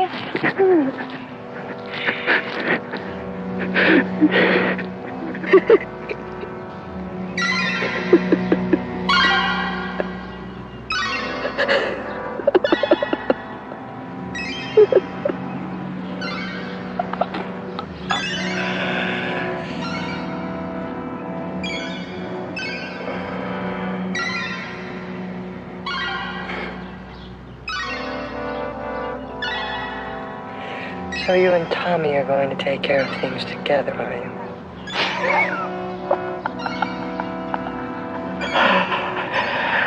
I don't think you are.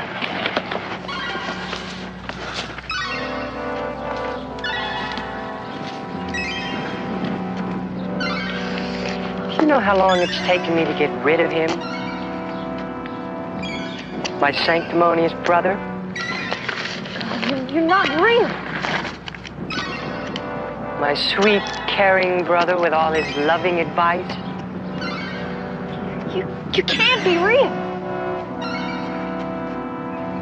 But he's gone for good. Just like you're going to be gone for good. Would you like to see how I kill those other women? No, please. I think you should know exactly how it was.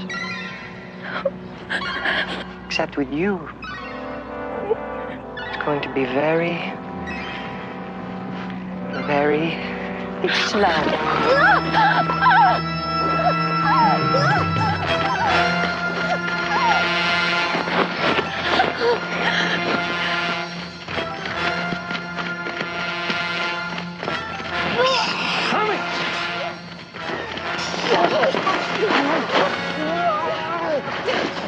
What's the matter? Abby? Who are these people? I'll kill you.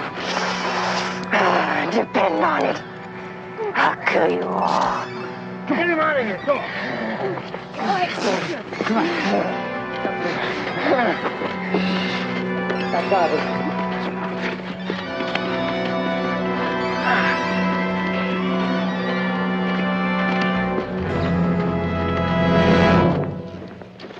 Hi, Mary.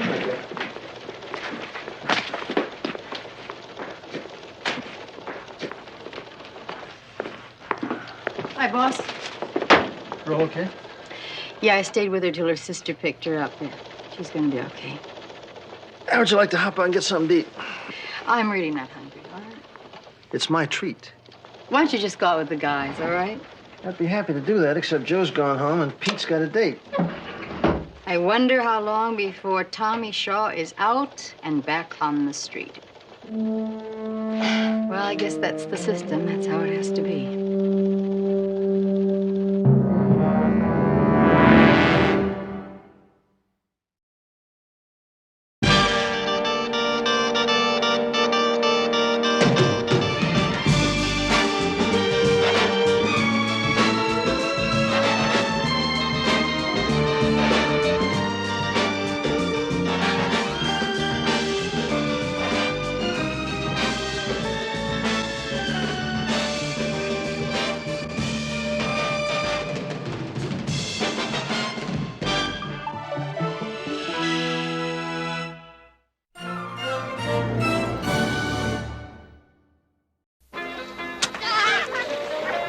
What could I do for you? Yeah, collecting for something, huh? My God, I haven't done anything. I haven't killed anyone. What is this all about? What does the buttercup mean? What's happening to my family, my whole family? Who is Anemone, the yellow flower? The face of the nun? Then? No. And then the Muristos is dead.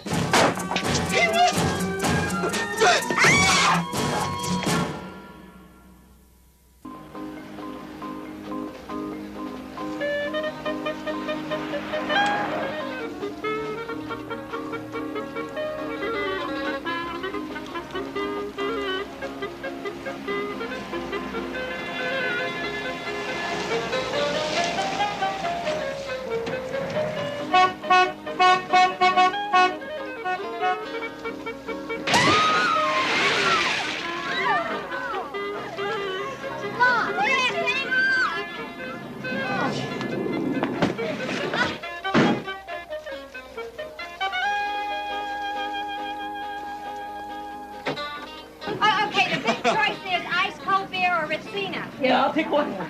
I thought you would. You really look great. Thanks.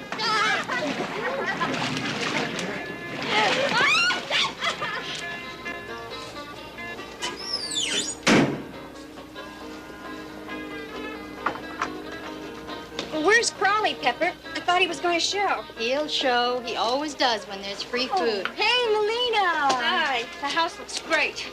Wish I brought my suit. Can't you stay and swim? No, I can't. My uncle's alone in the deli. I've got to get back. Oh, the spread looks great. Your dad really did his number. Yeah, I'll tell him. It'll make his day. Pepper, this very sexy lady. Oh, come on. Is Melina Venizelos, and she just got engaged. What's the lucky man's name? Demi Metaxas. Well, you're a lovely bride-to-be. Thank you very much. And I'm very proud of my man. You got a full life ahead of you, sweetheart, I can tell. You sure do. And the dipless are terrific. My dad made them fresh for Protomaya. Protomaya? What, Greek feast day, first day of summer. We'll celebrate anything. Hey, and I'm just the guy who can help you celebrate. Hi, Bill. Your timing is flawless as usual, Crowley. The food just arrived. Well, if you got timing, sweetheart, you got it all. What's a guy have to do to get a glass of Retsina around here? Ask. Είσαι απόγτησέ μου. Δεν θέλω να σκοτώσω κανένα. Αλλά σκότωσαν. Δεν καταλαβαίνεις. Σκότωσαν τον πατέρα σου. Μα είναι τόσο καιρός. Αλλά από όλες δεν φεύγει αυτή η καρδιά μου. Φοβάμαι, μαμά. Ήταν ο πατέρας σου. Μην έχεις φόβο. Όταν ίσως γι' αυτό του έκαναν. Ένας πρέπει όλοι να πεθάνω. Πες μου. Ότι θα το κάνεις. Θα το κάνω.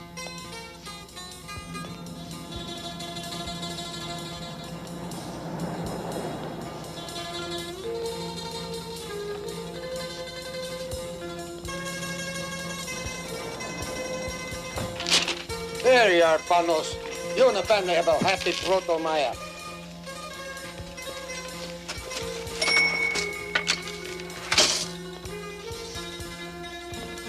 Hey, sister, how are you today? What could I do for you? Yeah, collecting for something, huh? Good.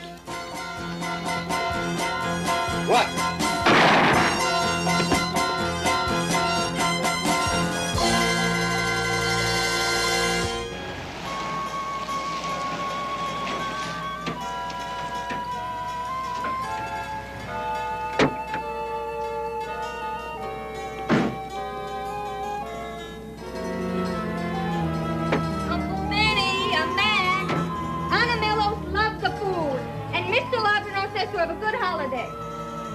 Uncle Benny? Uncle Benny, I'm back.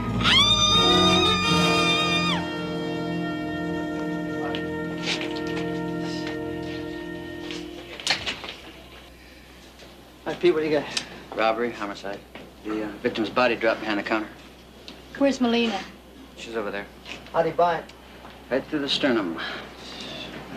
Got any eyewitnesses? Anybody see anything? Well, the guy next door said he heard something. Joe's over there checking on it now. Who's the old man in the corner?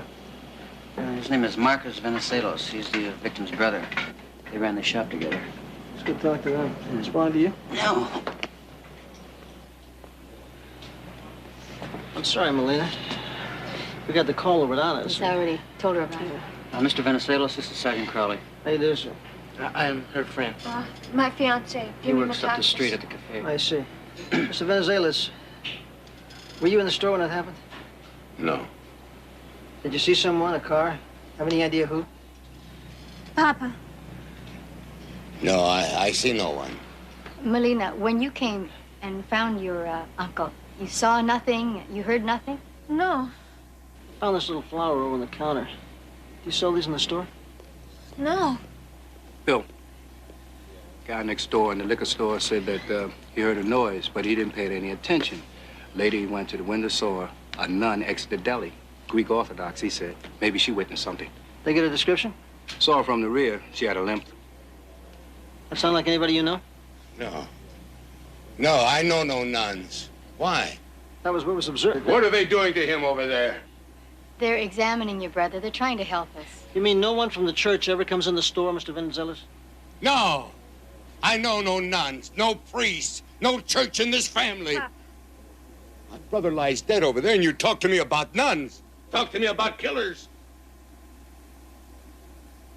Have you ever been here before? No, it's a beautiful church. Benny Venizelos obviously doesn't think so. I wonder why he's so bitter. I don't know. There's a lot of guilt there somehow. Well, maybe the Mother Superior can tell us more about him. She does know we're coming, doesn't she? Mm-hmm.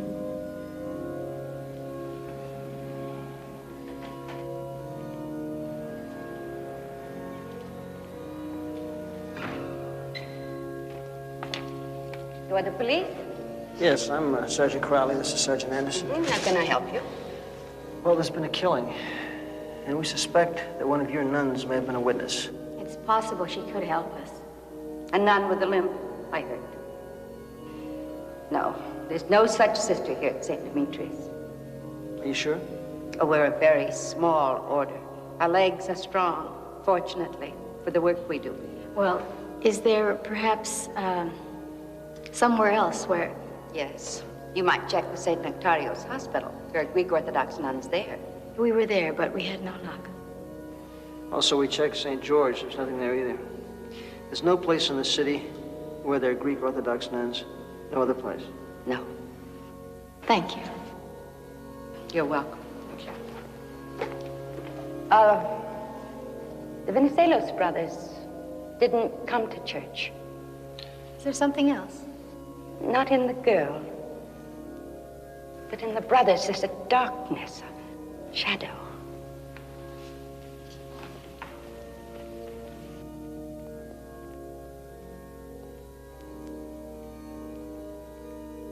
It's a buttercup, genus ranunculus. Does it mean anything? You know, like roses mean love.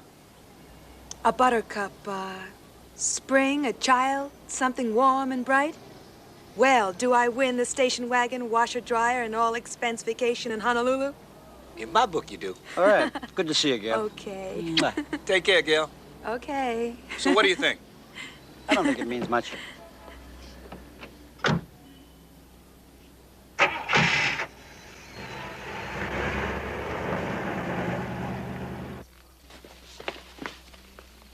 Thank you. Good night.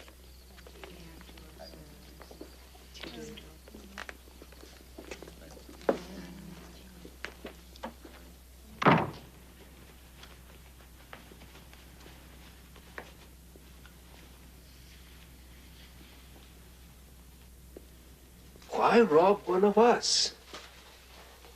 You think maybe he fought and so they shoot him? I don't know. Maybe. Who Who sent the fruit? Mr. Strategakis, In the cafe? you want some? What are we? So wealthy? Why don't they go steal from wealthy people?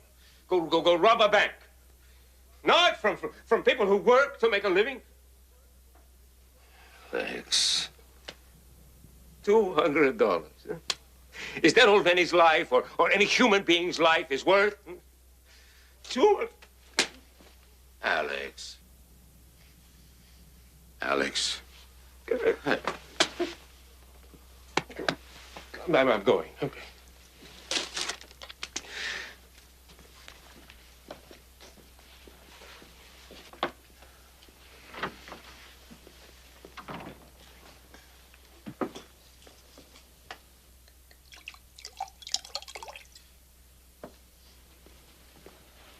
Something inside tell me to close the store for Putumayo. Pop. Only I had been there. Mr. Venizelos, what? Think maybe you are killed too. Please, it will do you good, Diuso. My brother Giorgio died when he was 5 years old. Zenos, 1957. That leave Vinny and me and your Uncle Alex. Everything we do together. Now I feel like half a thing. Dad, I think I go outside. It gets too hot in here. I'll go with you. No, I want to be alone.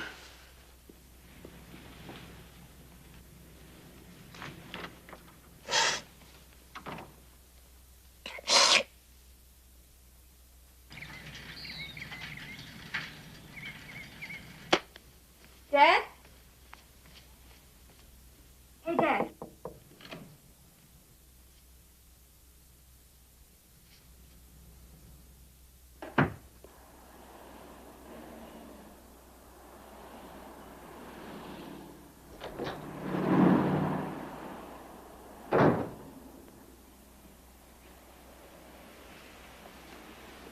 Rainey, where is Alex? Said he'd be back late this afternoon. About Vinny. I'm sorry. Are you? Rainey, I am the one who should be sorry. I should not say that to you. Rainey, you tell Alex I want to talk to him right away. At the store, not on the telephone. You will tell him right away. I'll tell him, Marcos. I wait for him there.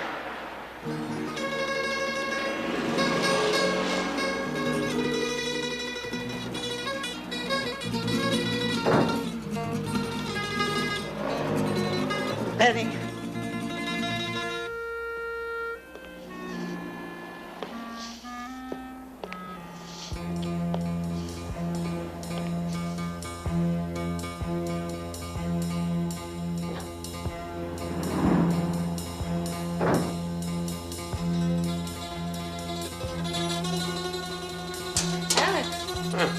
Did we make a good buy? Yes, Alex. I've been pulling some of the better ones.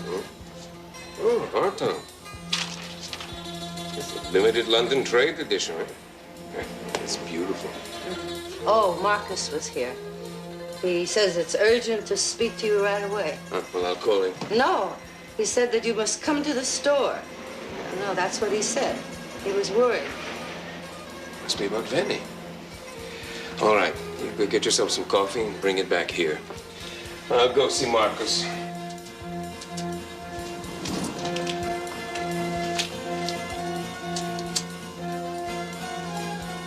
Goodbye. Yeah, you're welcome.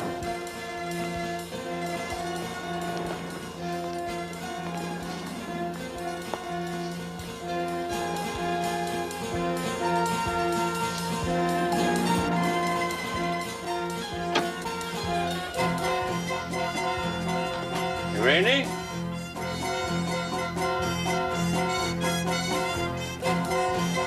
Rainey?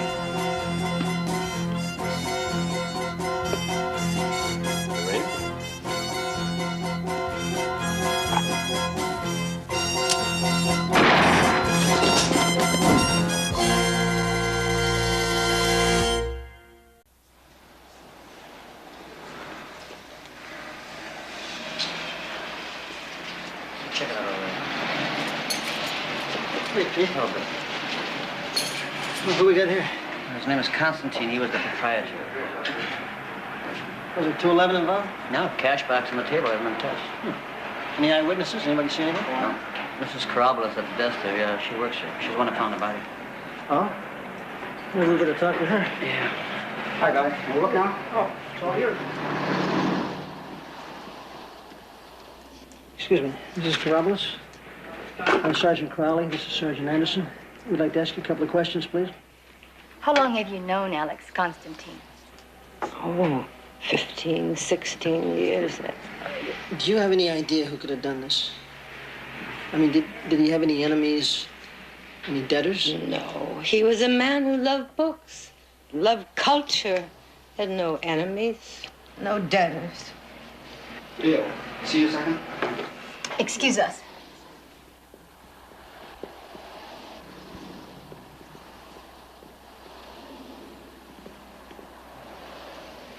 Yeah. You're not gonna believe this. But one look tells me I got rigor coming on already. Rigor? This fast? Yeah. It means he wasn't taken unawares. He must have seen something. That scared the hell out of him, right? I'll be right back. Is there anything else that could have brought rigor on this fast? Karabalas. Did Alex Constantine know the Venizelos family? Of course. They were brothers-in-law. Bill? Yeah. They were brothers-in-law? Yes. Melina's mother was sister to Alex.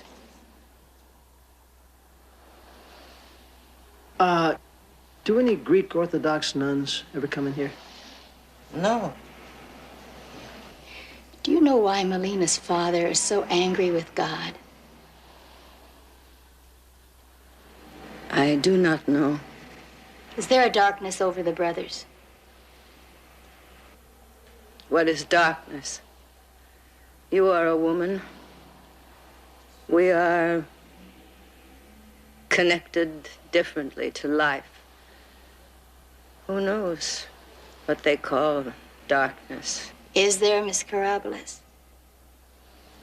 No.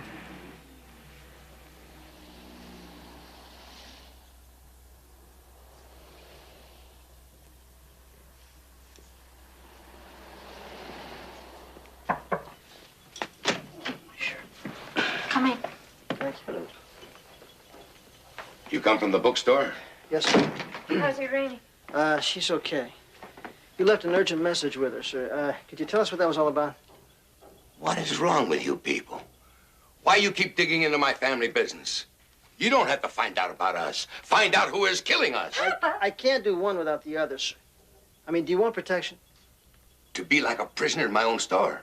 My own house. Like a guilty man.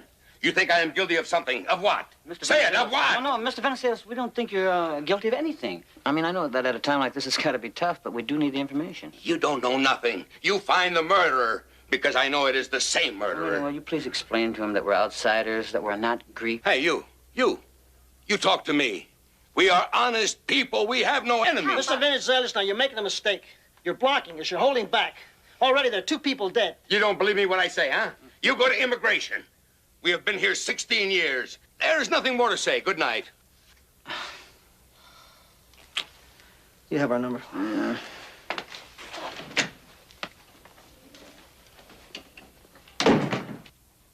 Why don't you ever let them help you? Why do you have to carry it all on your shoulders alone? Tell me what's going on.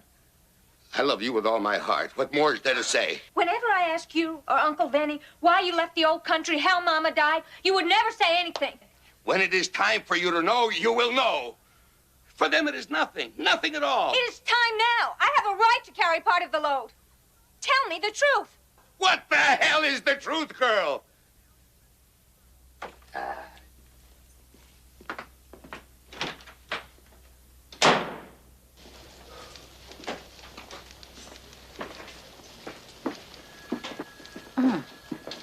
This is Mr. Pangulas. Pangulos. Oh, sorry. He owns the pawn shop across the street from the bookstore. Tell Sergeant Crowley what you saw. I thought we checked the neighbors. He was closed. Oh, if I knew such pretty lady was with you, I'd be open. I'm sure it would have made all the difference in the world, sir. How'd you guess? Are we going to stand here all night, or are you going to hear what he saw? All right, sir. What did you see? This nun with one bad foot. She go in the bookstore and come out before Irene came back. Well, who specifically could put their hands on a nun's habit if they wanted to? We have a gardener and a maintenance staff, and then there's a cook. But I really don't think... Mother Superior, I think you'd better see Mrs. Katsikas in the infirmary. I think she needs to talk to you. I'll be there in a minute. Hello, Miss Karabolis. Sergeant Anderson, I'll get back to work. What does she do here? Irene Karabolis? She does more than any person has a right to ask. Here, at the church? With the old people. The ones who can't cook or clean themselves anymore. The gratitude those people feel for what she does, well... Dimmy, can I talk to you?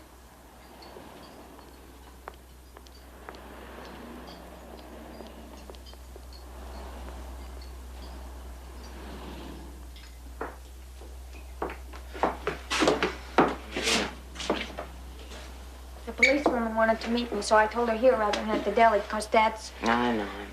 It's gonna be all right. What's happening to my family, my whole family? Hey, you and me, we make a whole new family.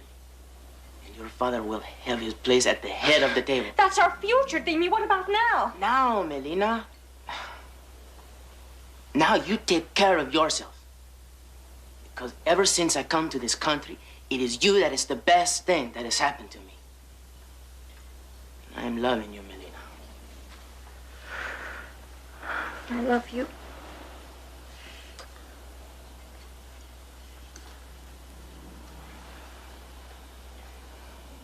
Come on, I make you Turkish coffee and curl your hair.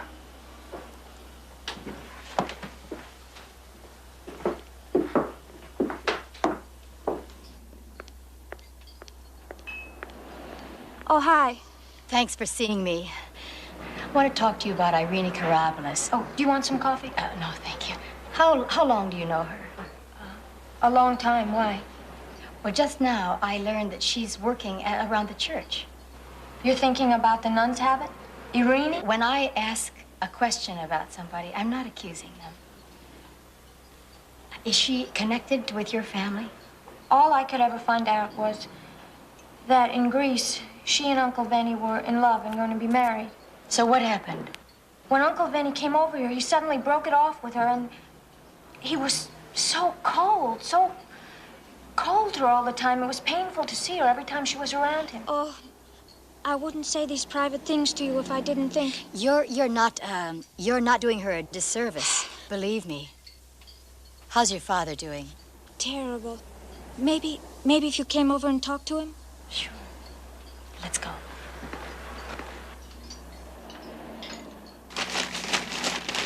Thank you, ladies.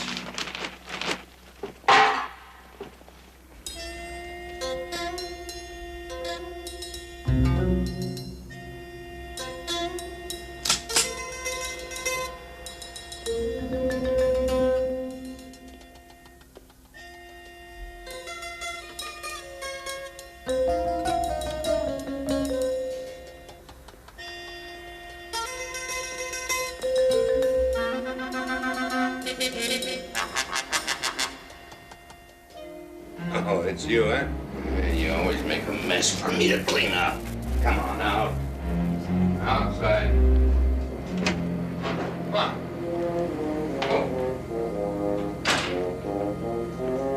Clean up a mess every time. Just clean up after that cat. That's all. Always clean up.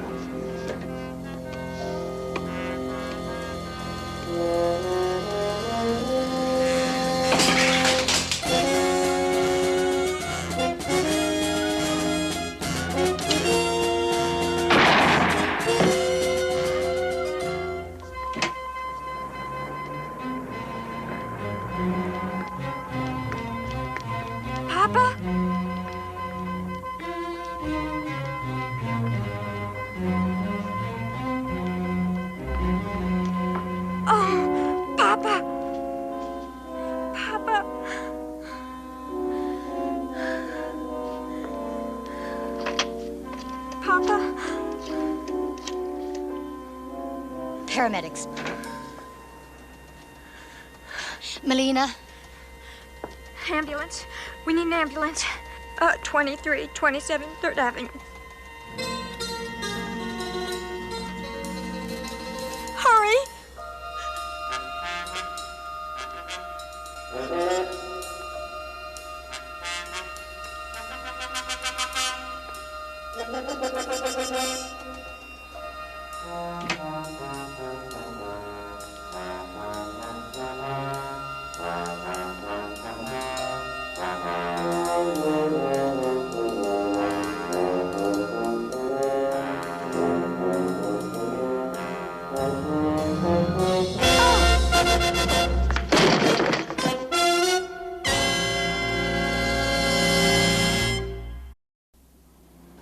Close one eye and touch the tip of your nose with your index finger.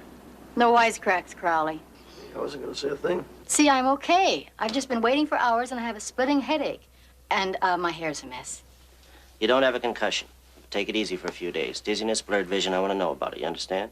Okay, thanks, Doc. I told you I'm okay. Yeah, well, I think you better take a few days off. What I'll take is a rain check on that. You look fine. No, really, you look terrific. Well, thank you. For a lady who just got clobbered in the back end of a great deli. You want a concussion? Where are we going? We dropped by Melina's father's room, see if he's conscious or not. You picked up the Karabulis woman, didn't you? Yeah. Dr. Frank Gleskin, room 224, please.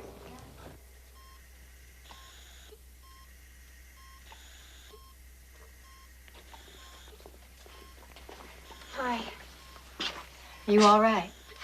According to the doctor in the EEG, he has a chance if he regains consciousness. If he slips into a deep coma.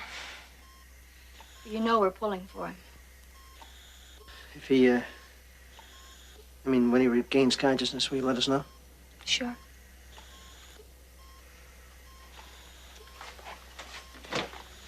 You know what worries me? What? She's the only one left.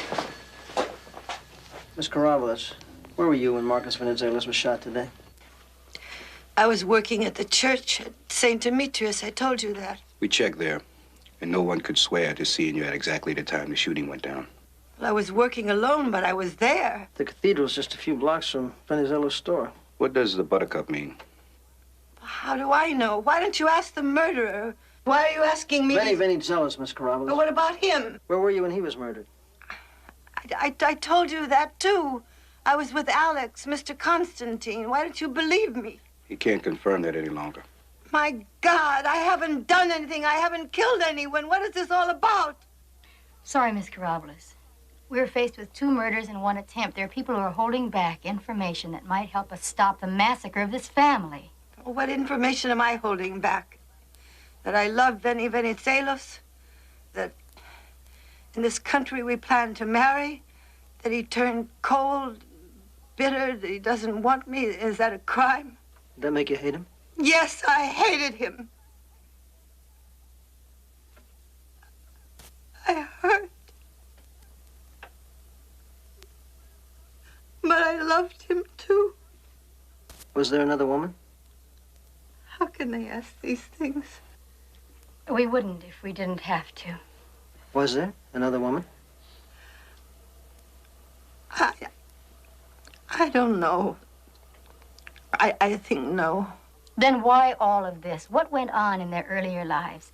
Here and in Greece? Why? Do you think if I knew why I'd be sitting here like this? Do you think it's easy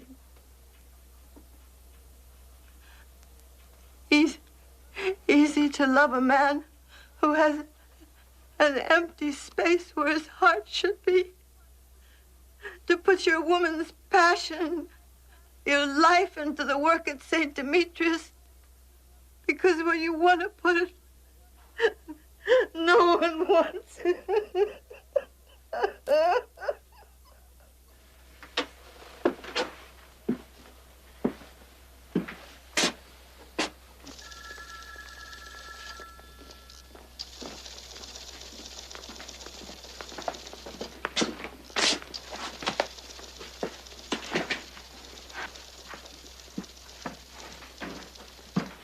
It's something else. I don't know what it is. Immigration. Looks like we got a break. It's about time. What do you got? Well, what is it? Immigration makes the family. It's coming from a different village than they told us. Yeah, they always say Comitas, and immigration says carry-on. Carry-on. Huh. Yeah, Sergeant Crowley. Yeah, Mrs. Pasco. This is the lady from the library. She's calling me about the flower. Uh-huh. Yeah, they grow all over Greece. Wild, huh? And they're also known as the windflower or anemone. In mythology, a beautiful nymph who was pursued and ravaged by the wind guide. And then he did that, huh? Okay, thank you, Mrs. Pasco. No. Over the phone's good enough. Yeah, bye. What you want to do? Give you a demonstration? Yeah, let's get back to the business of the two different places. You know, Bill, I wouldn't write off that phone call, right? Who's writing it off? I thought I'd drop by her place later on. Anemone is also a girl's name. Right. You know, they tell us they come from one place, yet they come from another. Now, is there a woman involved named Anemone? Hey, where's Melina right now? At the hospital. Okay. Pete, stick with Pepper. Talk to Melina. Talk to Marcos, too, if he's conscious. Get permission from Melina to go through her father's and uncle's things. Right. We still got access to Constantine's place? Yeah. All right, let you and me work it. That's it. Melina? Dr. Robert Melina, Brown, honey. Please call the nurse's station. Honey, wake up. Any change? No. Some new things came up. You feel like talking? Yeah. Sure. Yeah. Your mother. What was your mother's name? Letizia. It wasn't an enemy? No. Melina, we'd like to go through some of your father's things at the house. Do you mind? No, I don't mind. Okay, I'm gonna take you home. I shouldn't leave. You're gonna get a lot better rest at home. They'll call you if he starts coming to. Mr. George Freelick, third floor nurse's station, please. Okay. Come on, help you.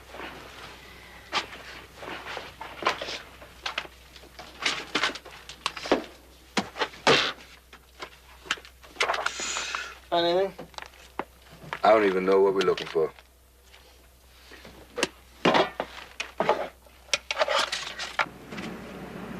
You know, What? well, you asked me about my mother. I never really believed that she died of some sickness. What do you mean? I don't feel like she's dead. But immigration has her listed as dead. Have you talked to your father about this?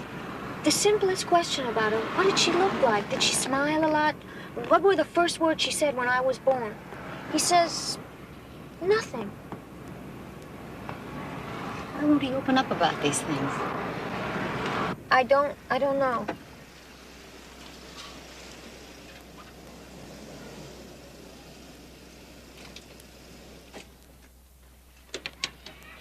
Melina, you all right? Oh, Demi, I'm so glad you're here. I come straight from work. I worry sick about you. Your papa? He's still on the machines. Thank you for bringing her home. Oh, that's all right. We're not leaving right now. We still have a little work to do. Maybe I'll help you? That's okay, we'll do that. Thank you. My father's room is downstairs.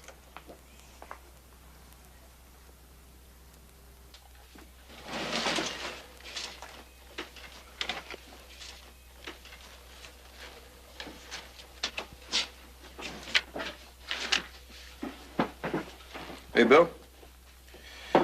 Here's something. It's a Greek newspaper. 1961. The year they immigrated here. Huh. Take that with us. Melina, which of these things are from Greece? And, what's from here? Only the icons are from Greece. Other than that, they came here with nothing.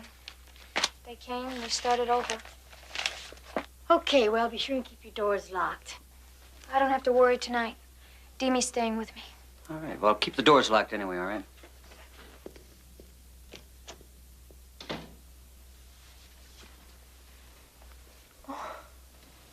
Licamo. Hope Bill and Joe had better luck than we They did. didn't come up emptier.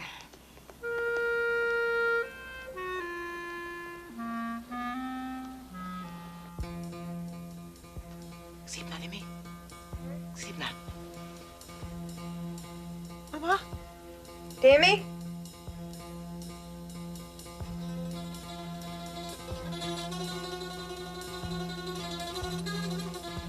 Ilde ora, tato kanume. Edo, tora, tatis to kanume. Masi. Όχι, σε παρακαλώ. Όχι αυτή. Demi.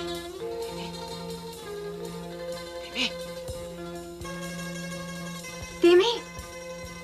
Τι κάνεις εκεί? Σε σταματώ. Δεν θα τα αφήσω έξω από εδώ. Τίμη. Σήκωσες.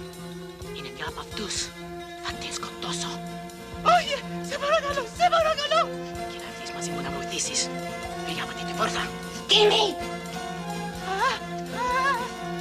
Όχι, μαμά, όχι. Δεν φεύγω, όχι. Σιωπή, Demi. Τίμη. Πήγε από την πόρτα. Σε διατάζω, μακριά.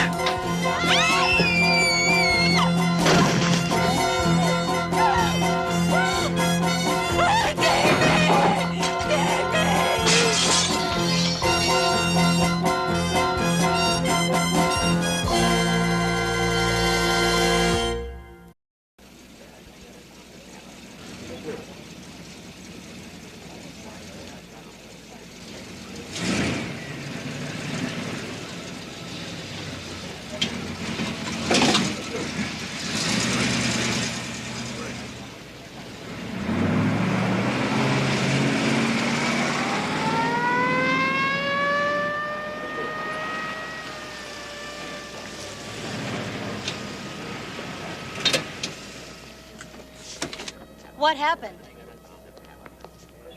It's Demi. They think he's got a concussion. Melina? No, she's okay. Doctor gave her a tranquilizer. She's inside. She's getting ready. She's going to follow him to the hospital. Get a chance to talk to her? Not really, not yet.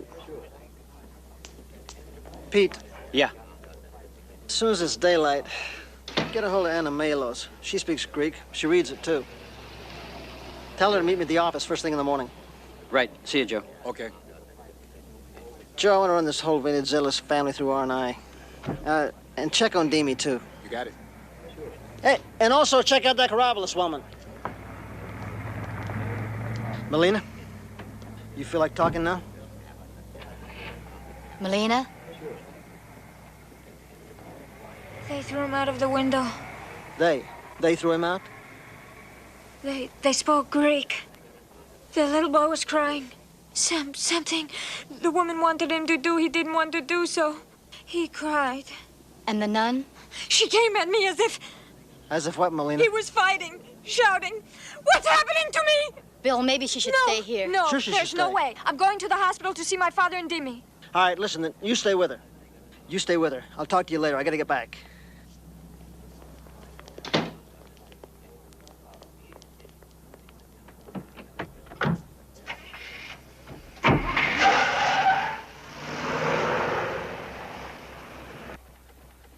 Listen, we need this translated, Anna. We found it in Melina's uncle's place up over the bookstore. My Greek's not exactly classical, but the date is... Yeah, we can see what the date is. What else does it say? Okay. Let's see. It says, 3 men are being sought in the beating to death of a farmer named Demas Aristos. Took place in the village of Kyrie on Protomaya, the holiday you guys rep at my new place. Yeah, but it's Kyrie, not Komitas, huh? It's Kyrie.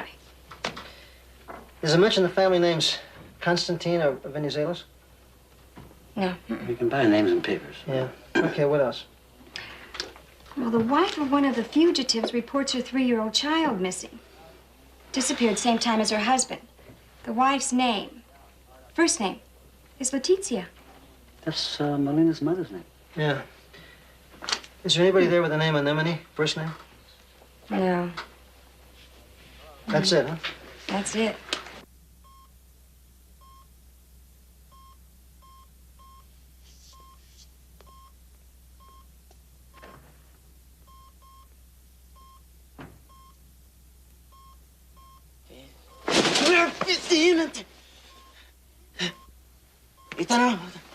Dr. Jack Mattoff, please report to the third floor east. He's conscious. The doctor says he can talk with you. I'm going up to Demi's room. Are you feeling better? I'm still alive. You want your daughter to stay alive. You must tell me. You've got to tell me. We know about the killing in Greece. The three men, you, your brother, and Alex Constantine. No. You know nothing about the killing. You must tell me. One day, my wife, Letitia, come to me. She say this man, Demas, that farmer,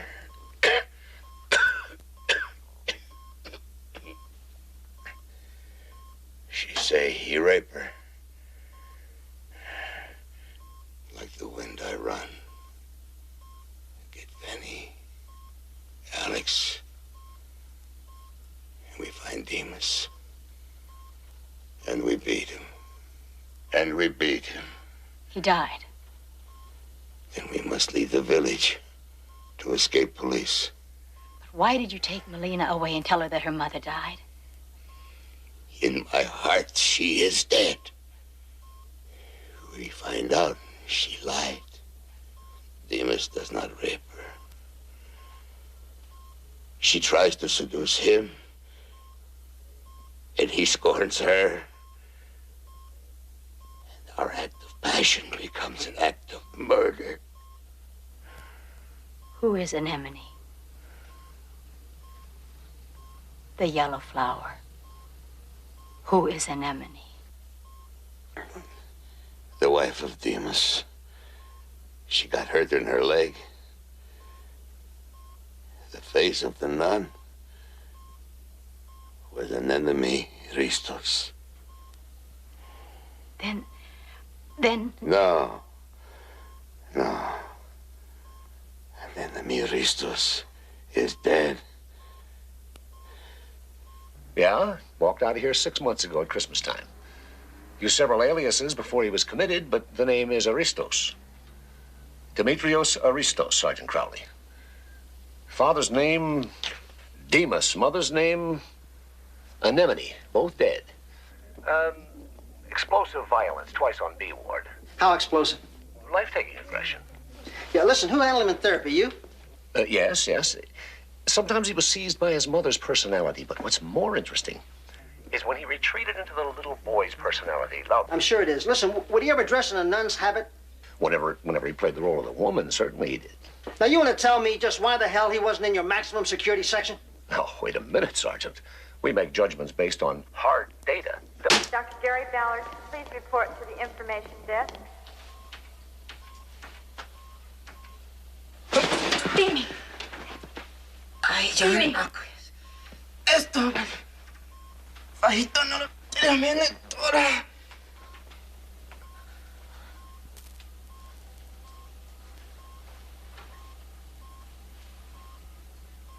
Oh, Demi. You had me so scared. Oh, Glegas. Hey, Demi, what are you doing? What are you doing? The nurse said to stay in bed. What are you doing? The nurse said to stay in bed. Demi? Get back in bed. Get back in bed. What are you doing? Like your mother. What? Demi? My Demetrios stopped me last night. He won't do that again.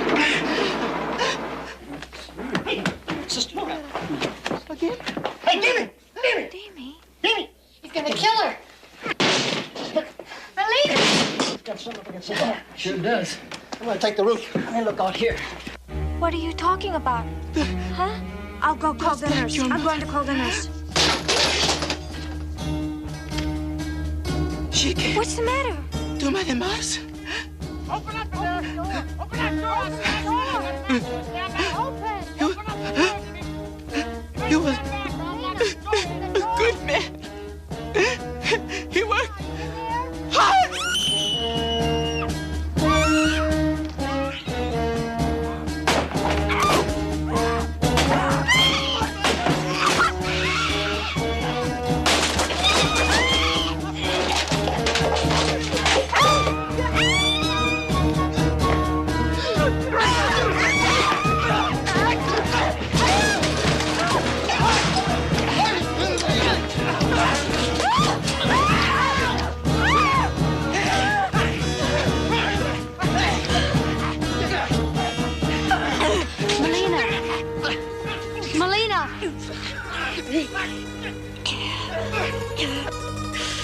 Demoniaco, venissero non è.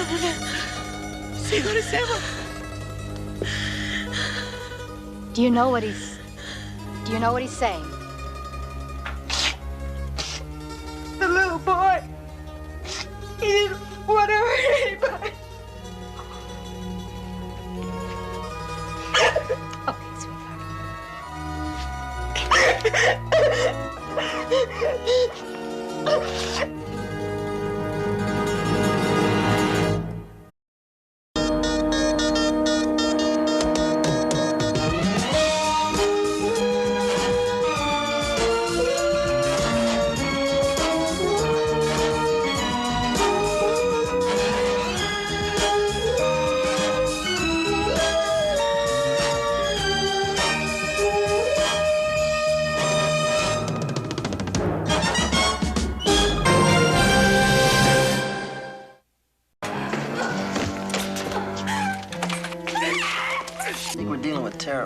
They just gave me 48 hours. After that, they're gonna send me her right hand. What's the matter?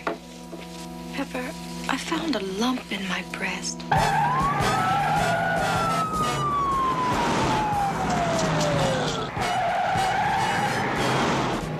out of 36. Avoid any gunfire. Just stay with them.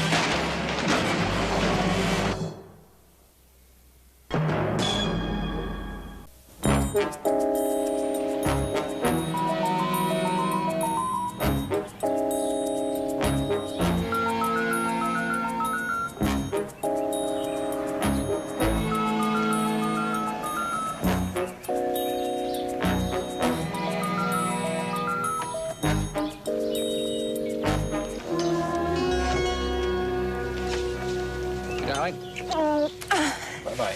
Oh, will you be home a little early tonight? I don't know. I've got a 5 o'clock board meeting to discuss that merger. 5 o'clock? Mm-hmm. Why? What about the dinner party? What?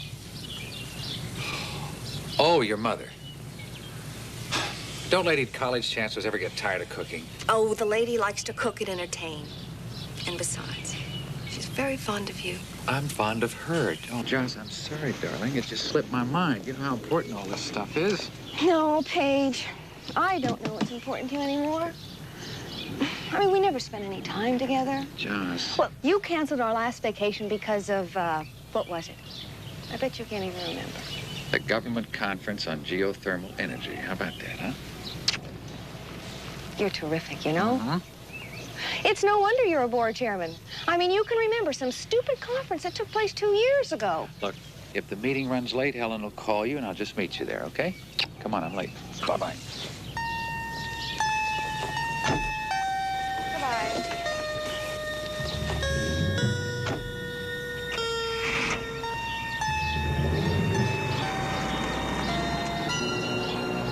You forgot something else, Paige.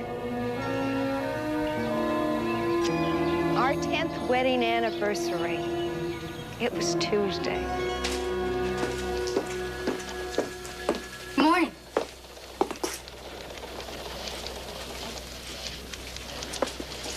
You know something? I think you drink too much of this stuff. I think it's the caffeine. Gets you so wired, I can't stop you from talking. Ever notice that?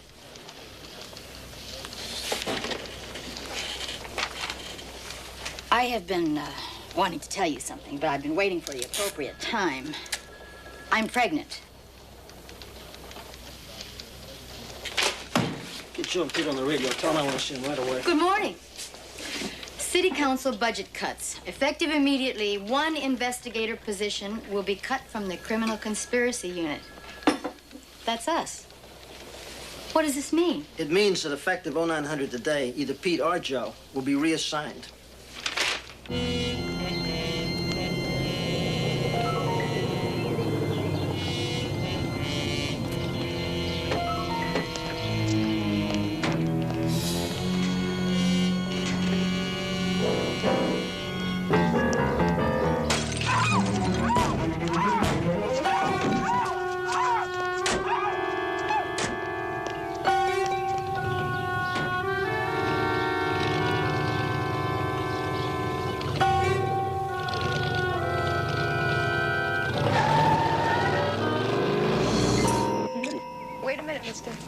Yes, I'll be home for dinner if we don't get hung up on a case. Now, you see, I read you like a book. Yeah, just like a book. Is everything all right? Mm-hmm. I mean, don't worry about the bills. They're gonna get paid anyway, okay? No, everything's okay. It's just, well, you've been working late every night this week. I need somebody to talk to other than the kids. Okay? Hey, Joe, come on, man. I hate to be rude, but, you know, I hate to be late. Bill's been on the phone twice already. Just a minute, will you please? Thank you. Why don't you get going before somebody runs away with the city? You're beautiful. Listen, we got your wife. You what? Who is this? She'll be returned unharmed if you do exactly as we say. We want $2.5 million, and we'll call you All right. when you... Let me talk to her. Put her on the phone, now. Shut up and listen, huh? No cops. You go to the police or the FBI, and we're gonna know. So no cops. Now, wait a minute. Let me talk to her. Put her on the phone. No, don't hit.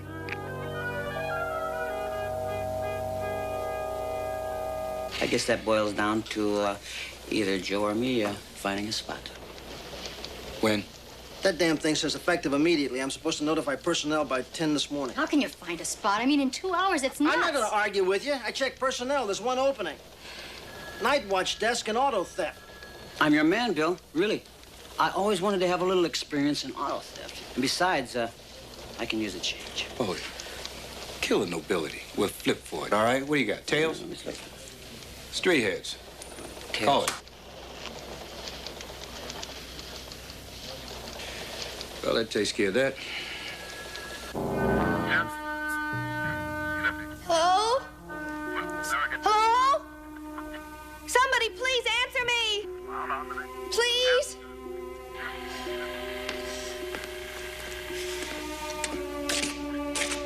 Yeah, what do you want? Please, I'm cold. May I have my jacket? No way, lady. Oh, please.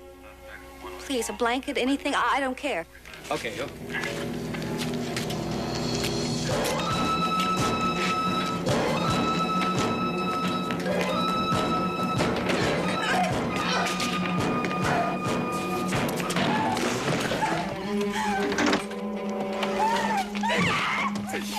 I told you to watch her!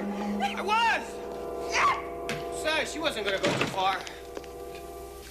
Paige, I've known you and your wife since you were in college. There's no one at this table that is more concerned for her safety than I am. But we cannot go on with the demands of these terrorists. First it was Rex's daughter in Houston. Now Jocelyn. Tomorrow, who knows? It's immoral. We've got to call in the police. These people have to be apprehended. To the board members who don't know, this is Harry Triplett. He's with the Administrative Protection Services. Harry, tell us how you handled the Houston kidnapping. Well, it went down very simply. If a kidnapping can be simple. We put the ransom in a motel room. They picked, and 4 hours later, the victim was released. Well, do you feel these are the same people? And what's your thinking? Should we call in the police this time? And yes, they are the same people. South Americans, probably Venezuelans. At least their MO is the same, very much so. As far as calling in the police is concerned, well, that becomes a matter of priority. If your first concern is for the safety of Mrs. Westmore, then I'd count them out. Or as the police are programmed toward one thing, apprehension.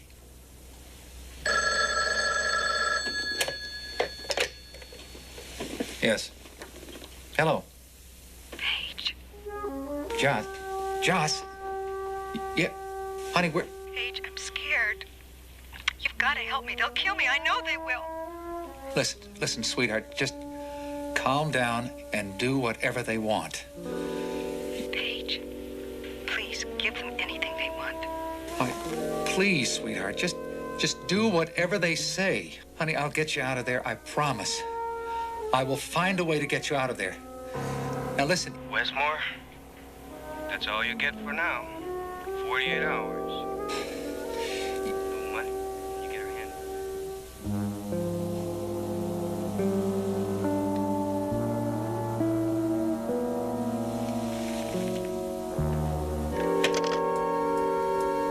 You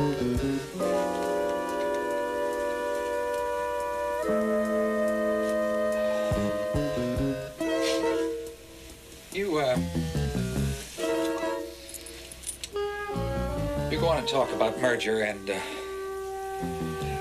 talk about what the stockholders will think. Because I don't give a damn about this company, not a damn.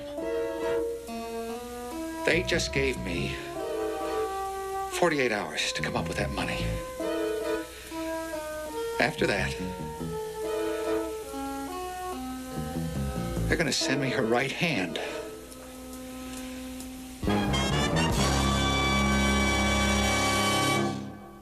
At first, I suspected they had a fight. Jocelyn's a healthy, athletic woman. And Page, he's like most successful businessmen. He sometimes neglects his family life. His priorities become confused. Did Mr. Westmore say anything at all about your daughter last night other than that she had the flu? Nothing. Mrs. Davis, is it your feeling that he intends to pay this ransom without notifying the authorities?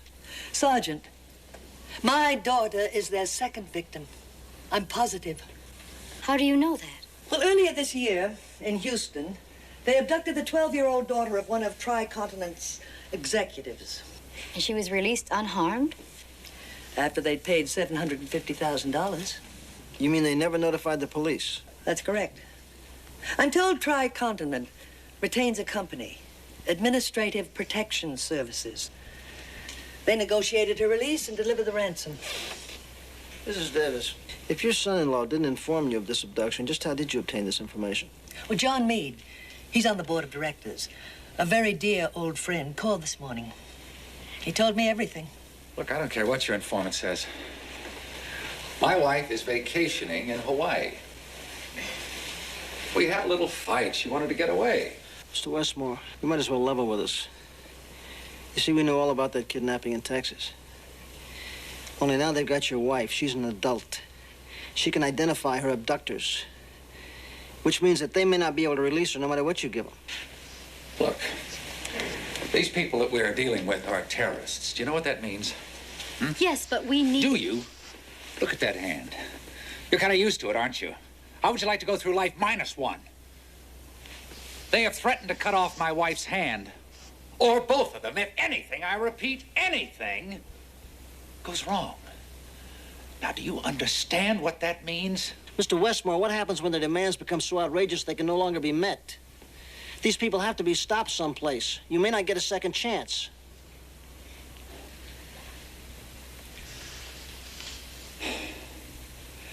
I haven't been contacted since yesterday. What were your instructions? To raise the money. How much?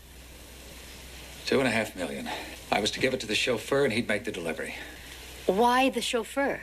I don't know. I mean, they're smart. They know he's used to taking orders. He'll do as he's told. Could we talk to your driver?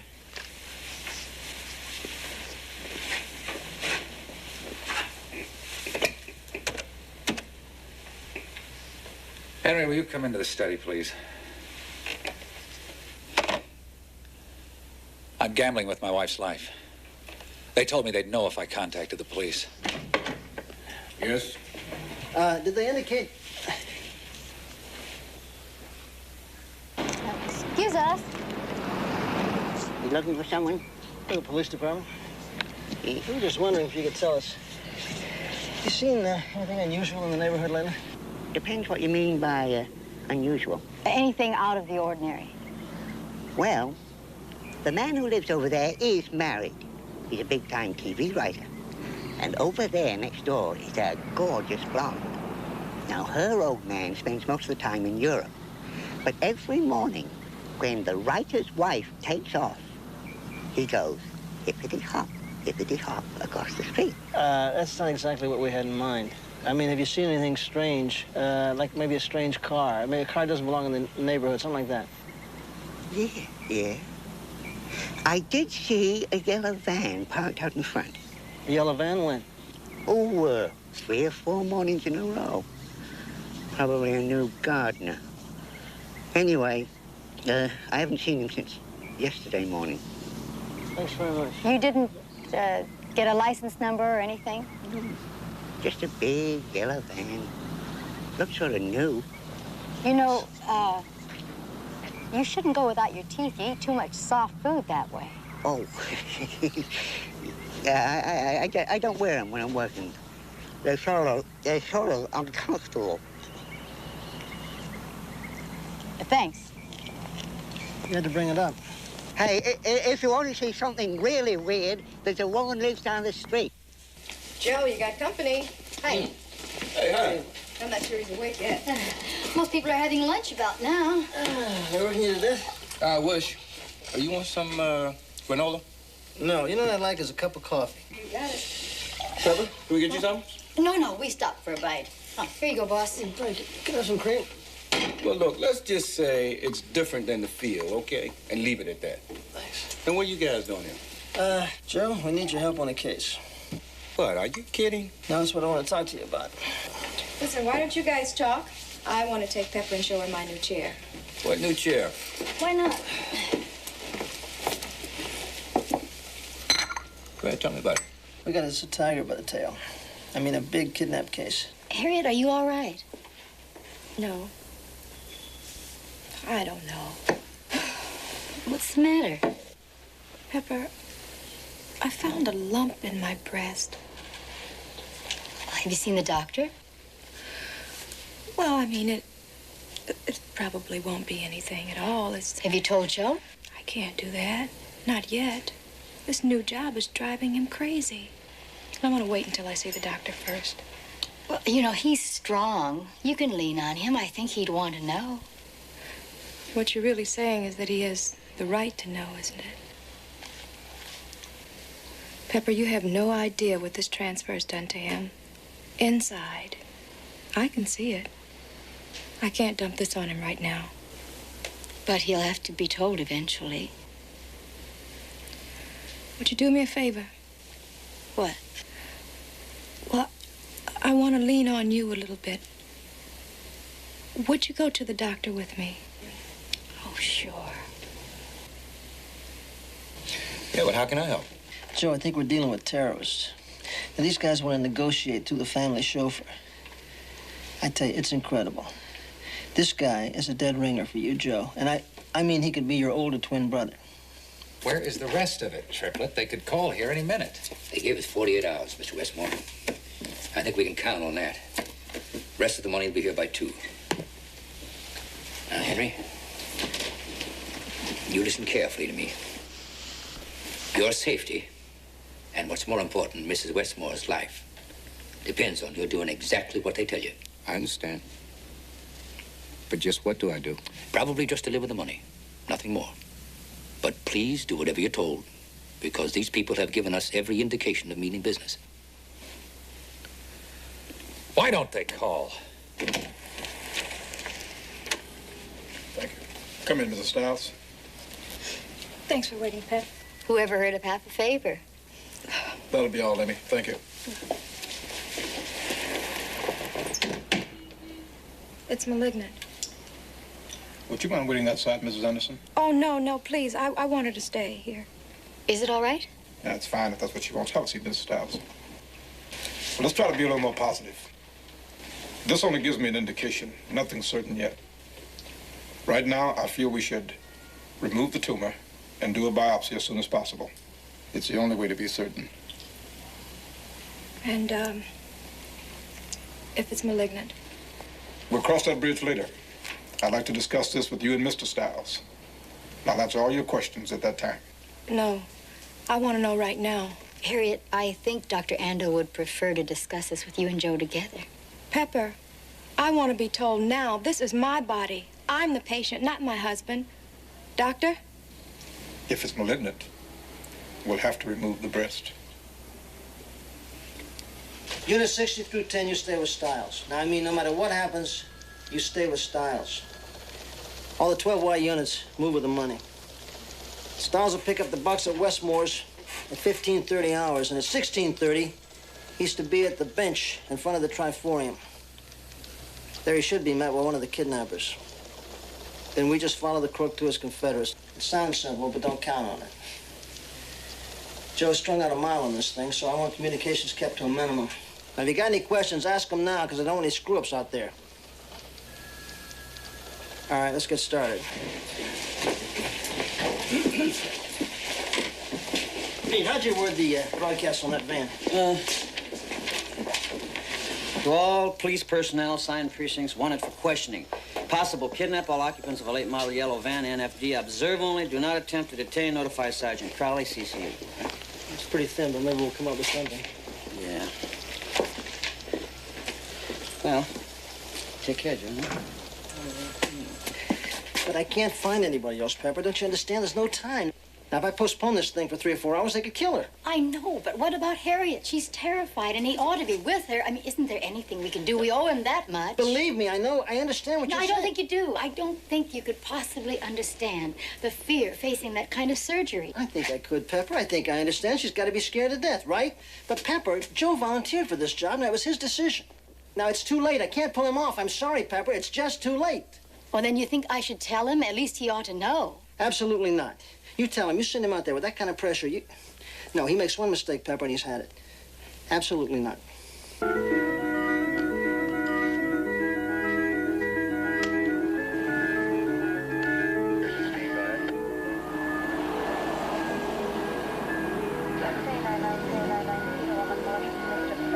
What time is it?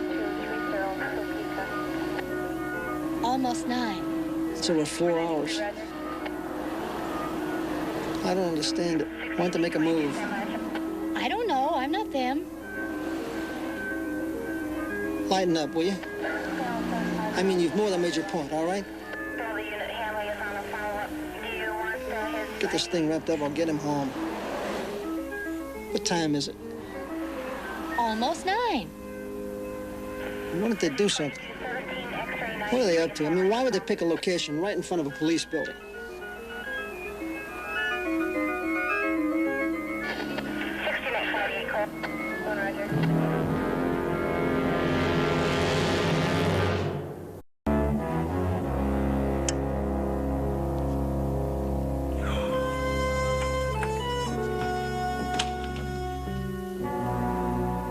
Hi, what time is it? You awake? I was trying to be quiet. It's a little after 2.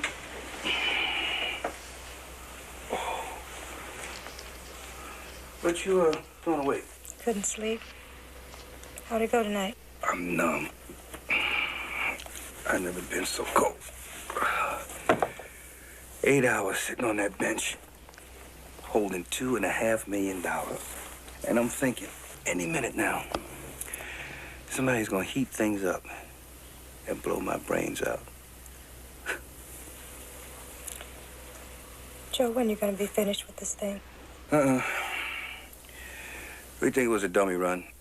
Their way of testing us. I was probably being followed all the time. Oh, I gotta be at Westmore at 6 o'clock tomorrow morning. Man, I've never been so tired.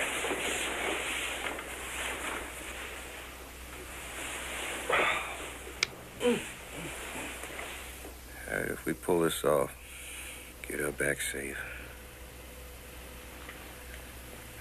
maybe they think we work as a team. I sure hope so. If I have to go back on that task. Oh, Joe, don't get your hopes up. You know what Bill said? This is only temporary. You're only on loan.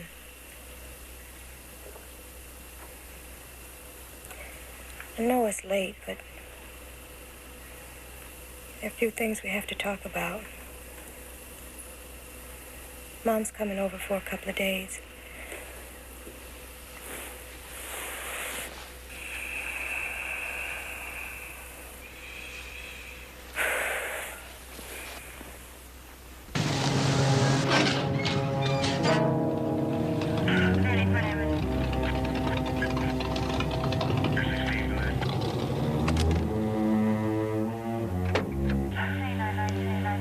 ¿Qué pasó, compadre? Oh, bien, ¿cómo estás? Oh, ando bien, ando bien. ¿Cómo anda aquella? Ahí.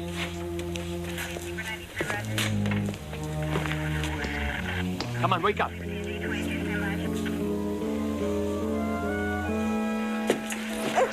on, wake up.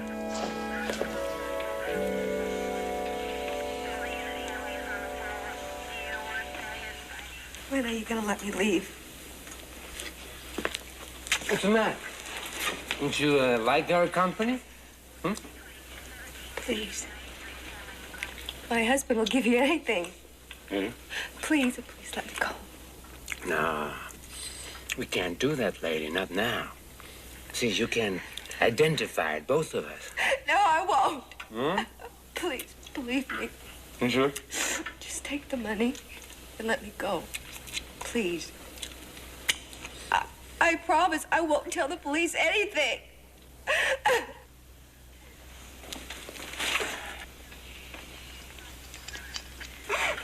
Traguito? Come on, traguito. No? Here, eat one. Good to skinny, you know? Like our women with some meat. ¿No, compadre? He doesn't understand. So you're different, right? You're a jock. What's a jock? Chuck. Chuck. Chuck. Chuck. Chuck. Chuck. Chuck. Chuck. Chuck. Chuck. Right, lady? Well, when did he call? Last night, kind of late from the hospital. He said he wants me to check in at 8:30 this morning. What about Joe? What did you tell him? Nothing. I couldn't. I tried to. I really did. But Joe is under so much stress and everything with this case. I just couldn't tell him. But at least if he can't be there, he should know. Well, listen, don't worry about it. I just wanted to let you know where I was. Mama's gonna watch the kids for me. Pepper. Yes. Would you say a little prayer for me? I'll say another one. Thanks, I gotta go.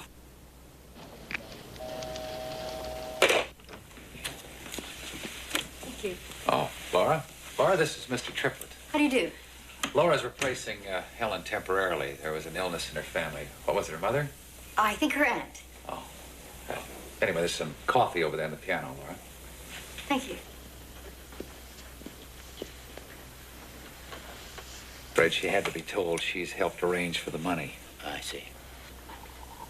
Well, if they're reasonably certain that we haven't called in the police, we'll probably hear from them today. And you just feel that they've just been testing us? Yeah, that's right.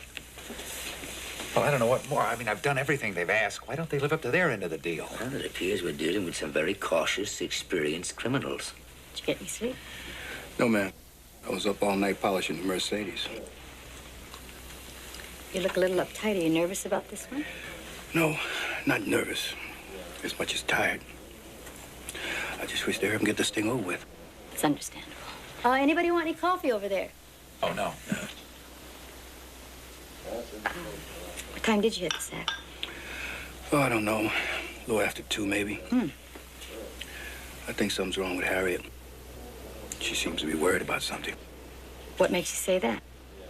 Well, she usually sleeps like a log, but she was up when I got home. And that's not like her. No, I think something's bugging her.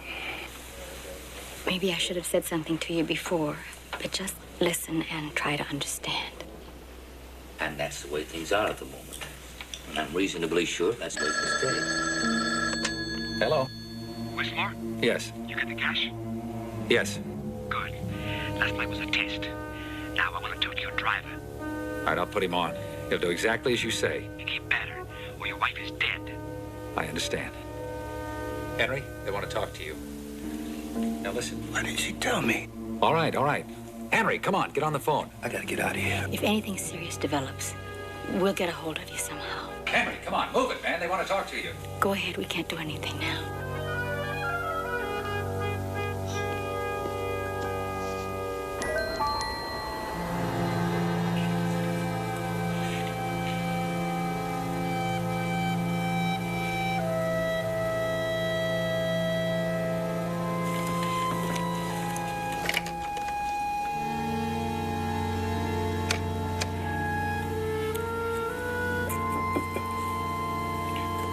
Could you connect me to Community General, please?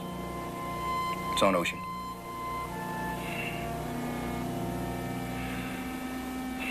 I'd like to check on my wife's condition. Mrs. Stiles.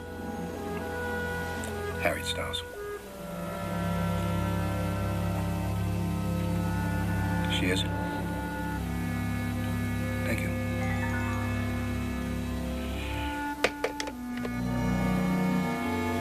Oh, please, sir, don't let anything be wrong.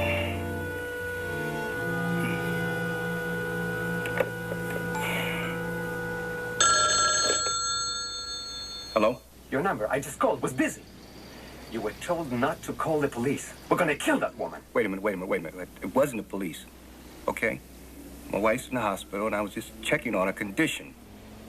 What hospital? Community General. It's on Ocean. Under what name? Please, look, don't bother. The motel clerk took the call.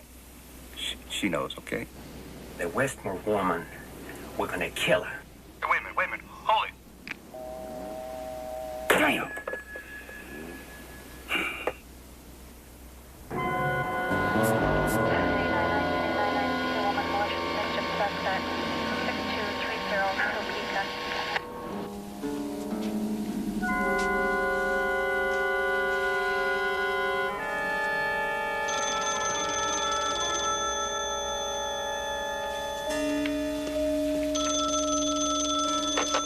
And you told him?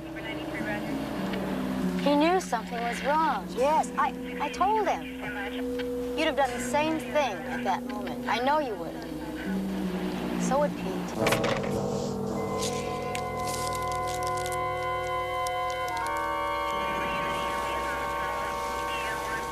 Here he comes.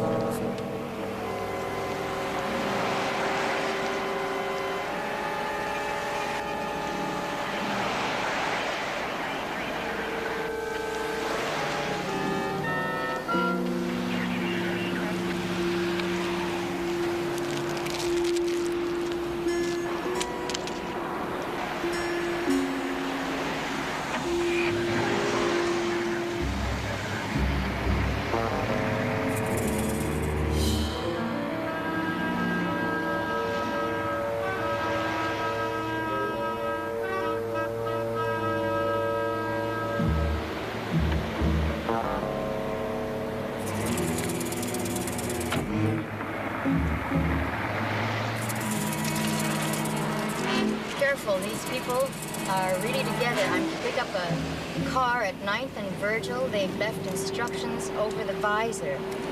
Be careful, they're hinky and watching, important. I thought I could hear police calls in the background. Good luck. Police calls? Shit. Yeah, but that's it. They're using a scanner to monitor our broadcasts. Then they know Joe's walking into a trap? No, not yet they don't know. If they knew Joe was a cop, they'd hang this whole thing up. There's a car over here.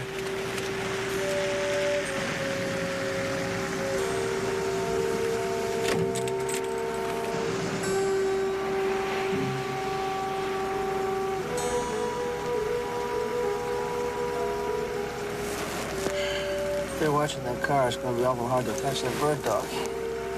Hey, kids! Give me that bird dog. Can you come here a minute? What do you want, lady? You boys want to earn $5? Each? Yeah. Listen, see that car up there?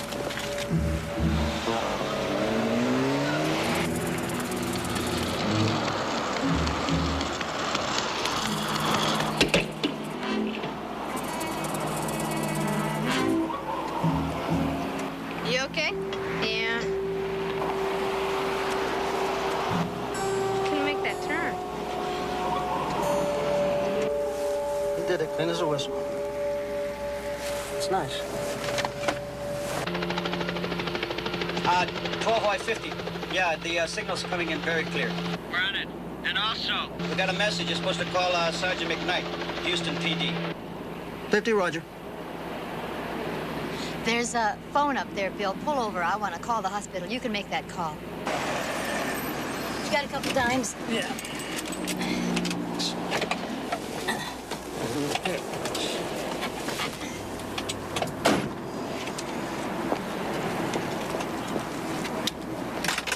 $12 by 50 to 12 by 90. You want to give me that number on that Houston call? Pepper? It's benign. Have you heard? It's benign. Oh, my God, I'm so thankful. Oh, we are too, thank God. Now it's important that you just rest. You don't have to worry anymore. We'll get Joe there as soon as possible. Bill's waiting. I gotta hurry. Hey, Pepper. Put Joe on. I want to tell him myself. He's not here. We're just about to wrap this up. He'll call. Hey, Pep, let's go. God bless.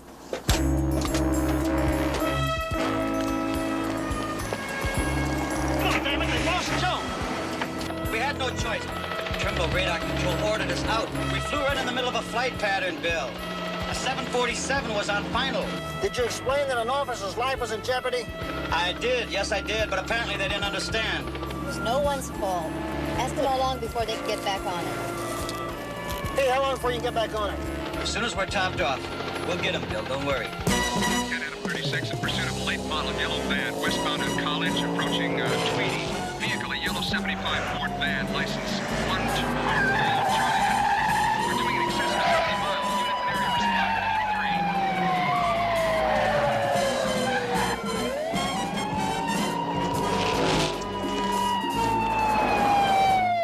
at 10 Adam 36 southbound on Tweedy, now in excess of 90. You guys are a hell of a driver. Not so bad yourself. 10 Adam 36, avoid any gunfire. Just stay with him. I mean, I don't even want him scratched.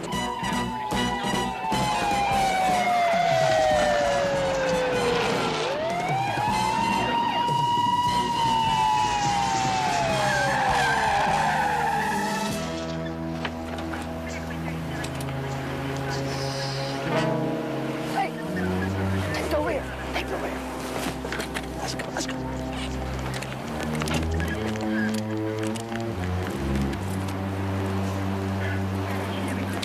All right, come out of that van with your hands raised on top of your head.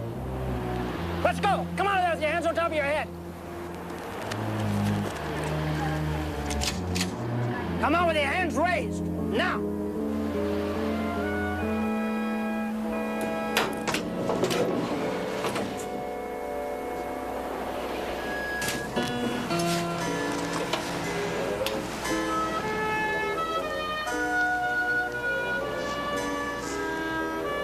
It's my brother's. He doesn't know I took it. Please don't tell him.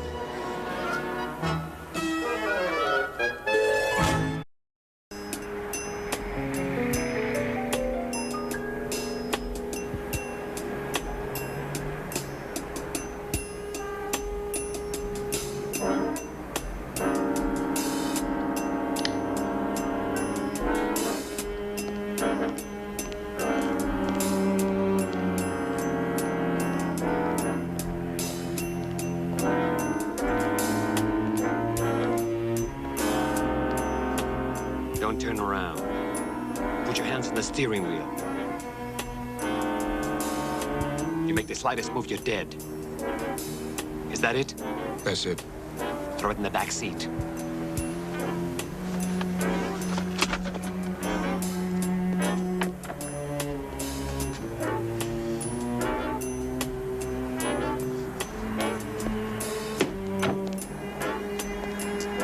Sit here for 15 minutes.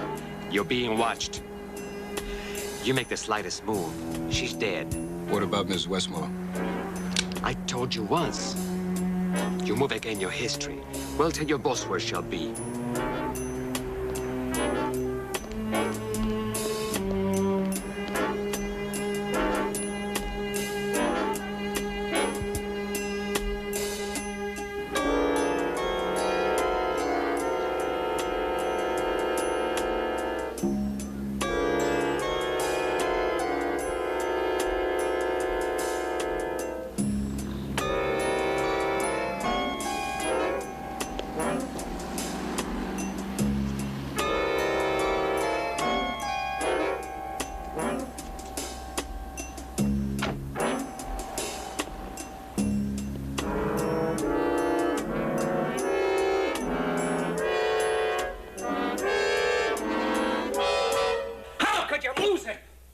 With what's at stake?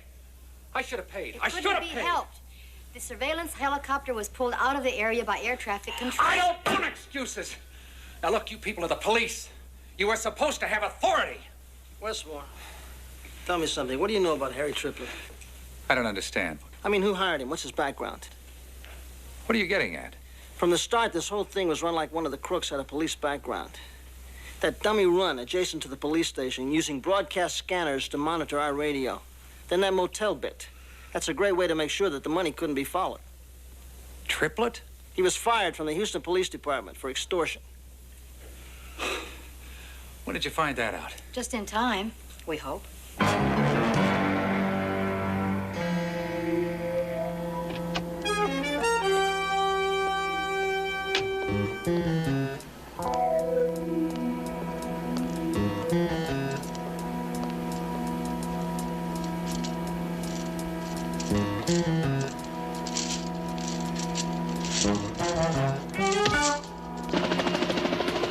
We've got Joe's car located. Head for the Santa Fe industrial area. And also, we've got Triplett's car parked 2 blocks north. 50, Roger.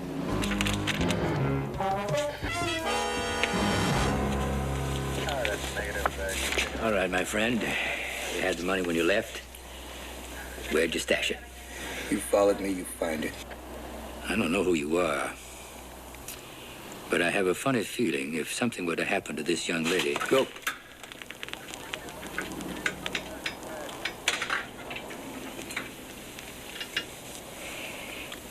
That money's our insurance.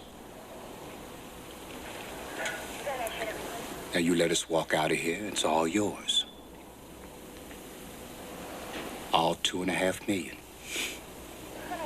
I don't understand you. You're not following Mr. Westmore's instructions. You could be a cop. Not hardly. I'm here because of Mrs. Westmore. I just want to be sure you release her safely. That's all. Sure.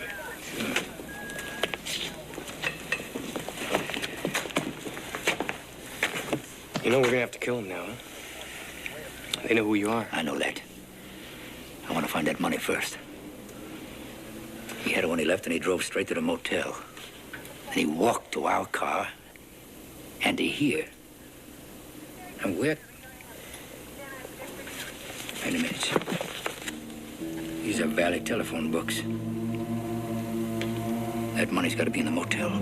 Yeah, that's where it is. Put him in a van. We'll dump him on the way to town. Okay. Come on, let's go. Come on. Oh. Hey, what's the problem? Come on, Miss Westmore. It's all right. Come on. Come on. You're all right. Come on.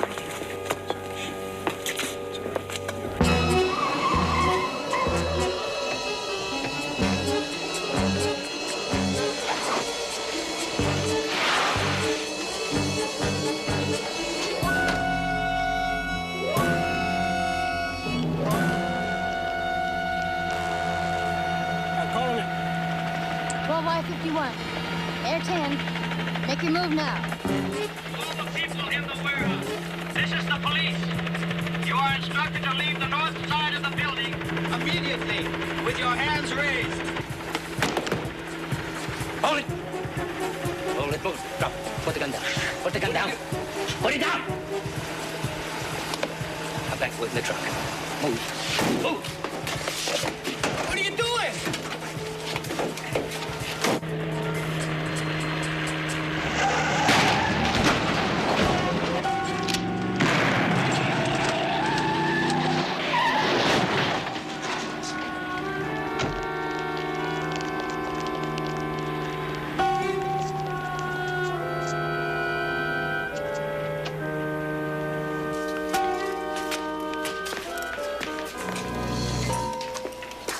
What's the verdict, Doc? Think he'll live? Oh, you know what they say, Sergeant. If you're trying to kill a black dude, you don't hit him over the head. That's funny. I never heard that saying. Come on, let's get. I'll drive. Harriet's waiting. She said for me to tell you she's reserved a bed adjacent to hers for you. Well, she must be feeling okay. Come on, Peter. I'll take you up on that ride. You sure you feel okay, Joe? I feel okay. You did a hell of a job. Well, thank you, William. All in a day's work. Joe, what about the money? Where'd you stash the money? Where does everybody stash? It's behind the wall heater in the motel. Everybody knows that. I'm surprised at you, William. Boy, you really follow the game plan. Did you? Hi. Hey. Oh, look at who sent all the flowers? Westmore, I think he bought the whole store out. I think he did, too. great. Mine look kind of puny. No. I wouldn't say that. Listen, I brought you some daisies. They're inexpensive, but they Oh, won't tell. thank you. I love them. How you feel? I couldn't be better. I feel just wonderful. You look beautiful. Thank you. You know, Joe's feeling a lot better about work now. He's really going to make it work this time. We were just talking about that. Oh, yeah? Look, next to my family, you guys are the most important thing in my life. Here it I comes. mean, no, I'm serious. We work together so long as a team. But this auto theft thing, I'm not gonna let it get me down. Well, listen, if we're such a hotshot team, why is it that you're bugging out? Bugging out. Did you hear me say bugging out? I didn't say bugging out. I was transferred. Transferred? I thought you Transferred. volunteered, you whippersnapper. I thought you No, volunteered, but, too. yeah. All right, well, you guys, Joe, Yes, darling. Westmore is very tight with Commissioner Walton. Get it? They play racquetball together. As of the next deployment period, you're back. You're stuck with us, kid. That's right. I mean, that's beautiful. But, why the next deployment period? Tell him. We hate to lay this on you, but you don't look right with your bare face hanging out. That's true. Those are the very facts. I want to tell you, in 2 weeks' time, the way that little beard grows, you're going to look just like Benji.